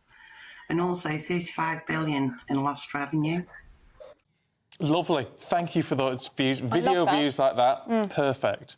Means we can get them on air, nice, short, snappy, and get you on. Love it. Very GB News, isn't it? I love it. Just hearing from people about decisions that affect us. So let's get some more of them now, shall we? But this time on interest rate hikes. Yeah, another Bank of England announcement due at midday. So how are soaring costs affecting you? Yes, some people aren't happy about it. There have been protests. We've just seen pictures there outside the Bank of England in central London this morning ahead of that policy decision, because it is something that really, really matters to people. It's going to be felt, isn't it? It's going to bite. If you get another letter from the bank saying, oh, we're putting your interest rate up. Let's talk to our South West of England reporter, Jeff Moody, who's in South Molton Pannier Market for us. Hi, Jeff. Hello to you. Well, yes, I always come to South Molton Pannier Market when I want to sort of have a barometer of how people are feeling and how they're faring in the cost of living crisis. So today I thought I'd come here and ask people what they're expecting from this announcement at midday today, but more importantly, what they would like to see in the announcement today. And I want to start by talking to a couple of local farmers. Bill Geen, hello to you. Yeah, nice to see you. Good morning. You're a sheep farmer. I am. In the area, are you not? And Sir Richard Peake, you're a former farmer in the Yes. area. Beef and sheep, was Beef it? and sheep. Beef and sheep. Thank you both for getting up so early to come and talk to me. When I think of farming, of course it's not early in the morning for farmers, this is mid-afternoon, isn't it? Depends how old you are, Jeff. Well, I'm pretty old. When you think of interest rates, you think of people with properties and mortgages, and farmers traditionally own or have inherited their buildings and their land, haven't they? So they don't have the same sort of burden that other businesses might have. Is that right? Is that fair to say? No, I mean, obviously you're talking about individuals there, but businesses are really hit hard by interest rates. Most businesses borrow money, but agriculture in particular, where profits don't really generate enough money for capital items, so farmers invariably borrow money, and of course they've got, as you say, land and property, which means they have security, which of course the banks are quite happy to lend money on. So there have been an awful lot of farmers out there hoping against hope that there won't be another rise in interest rates because, we've had too many already. Richard, is that how you feel, that you hope there isn't going to be another rise today? I would hope so. I mean, I think that both Bill and I lived through the era when interest rates were considerably higher than they are now, but that went, and now we have been living in an era when we've had low interest rates, and that way we've been able to invest more because it's been cheaper to borrow. If it goes up, the investment that's needed to keep everything on the road will not be there so readily, because despite everything, we've got to pay for the investment. If you borrow, you've still got to pay it back sometime. Yeah, thank you very much indeed. Very, very short, quick conversation for now, but we will be down here all day speaking to all sorts of people. So if you are in the area, if you are in South Molton and you want to come down and voice your opinion, we're at the Pannier Market. Back to you for now. Lovely stuff, Jeff. Thank you. Sorry it's a bit short and sweet, but as I said, we're back with Jeff throughout the course of the morning. And breakfast will be back tomorrow morning from 6 a.m. But up next is Britain's Newsroom with Andrew and Bev. But first, here's your weather with Alex Burkle. That warm feeling inside. From Boxed Boilers. Proud sponsors of weather on GB News. Good morning, here's your latest GB News weather update brought to you by the Met Office. I'm Alex Burkill, and whilst it is going to be sunnier for many today than it has been recently, it is still blustery towards the northwest, and here there is some showery rain around at times. Could be quite heavy across parts of Scotland, and that showery rain is going to feed into Northern Ireland too as we go through into the afternoon. Elsewhere for England and Wales, whilst it's a sunny morning for most, we are going to see plenty of showers bubbling up with some sunny spells in between, and those showers could be hit and miss, though some heavy downpours are possible. Temperatures likely to be down a degree or two compared to some recent days, but with a bit more sunshine around and slightly lighter winds for most of us, it may feel a little warmer. The showers will continue for a time as we go through into the evening, but most places, particularly across England and Wales, are going to see the showers easing, so some clear skies developing, staying blustery, windy towards the far north of Scotland, and showers continuing to feed in across parts of Scotland, Northern Ireland, and notice some towards the southeast as well. But temperatures under the clear skies likely to dip a little bit lower than last night for some places. Through Friday then, it is going to be a bit showery towards the far coastal parts of Kent and perhaps East Anglia. Also showers then continuing to feed in on a north-northwesterly wind, staying windy across Shetland and Orkney, but otherwise the winds will be a little bit lighter and easing further as we go through the end of the day, but plenty of showers, and some of these could pack a bit of a punch. Temperatures likely to be similar today, perhaps down a degree or two. That warm feeling inside. From Boxed Boilers. Proud sponsors of weather on GB News. Good morning. Very busy show today with net zero. What does it mean under Rishi Sunak? What would it mean under Keir Starmer? Is this seriously a U-turn from the Conservatives? Sounds like a positive one to me. We're also talking about the King and Queen Camilla. They're in France. He's going to be speaking in French. How will he do? I know. Zelensky is at the White House. We're going to be wondering what that might mean. And also interest rate rise. Well, we have one today. Don't go anywhere. Monday to Thursday, 9 p.m. till 11 p.m. Join me, Dan Wootton, for 2 hours packed full of unfiltered opinions, unique takes and fiery debates. I guarantee you blockbuster guests and exclusive reporting with no spin, no bias, no censorship. I think there is a culture of collusion, quite frankly. And no reason to go to bed. That's Dan Wootton tonight on TV, radio and online. Monday to Thursday from 9 p.m. till 11 p.m. only on GB News, Britain's news channel. The Live Desk with me, Mark Longhurst. And me, Pip Thompson. It's here Monday to Friday on GB News. From midday, we'll bring you the news as it breaks, whenever it's happening and wherever it's happening, from across the UK and around the world. Refreshing, feisty, but with a bit of fun too. If it matters to you, we'll have it covered on TV, radio and online. Join the Live Desk on GB News, the People's Channel, Britain's news channel. Join us every night on GB News at 11 p.m. for Headliners, which is 3 top comedians going through the next day's news stories, which is exactly what you need, because when the establishment has gone crazy, you need some craziness to make sense of it. Headliners. You don't have to bother reading the newspaper. We've got it covered for you. Every night at 11 p.m. and repeated every morning at 5 a.m. We won't send you to sleep like some of the other paper review shows out there. So join us 11 p.m. every night on GB News. The People's Channel, Britain's news channel. So Jubes and Kerr, we tackle the issues of the day with real robust debate, both sides of the fence, battling it out with me in the middle with my forthright opinions and views. And often really interesting things happen because you start with a position and then by the end of the debate you find actually, well, I might not have thought about that one. What we need in this country is 2 new political budgets. You should maybe think about doing a 2024 calendar. I'm Michelle Dewberry and I'm keeping you company right through until 7 o'clock this evening. GB News, the People's Channel, Britain's watching. In a world of dull and predictable radio and TV shows. Oh, hi. On Mark Dolan tonight, we've got big guests. We drill into the big stories of the day.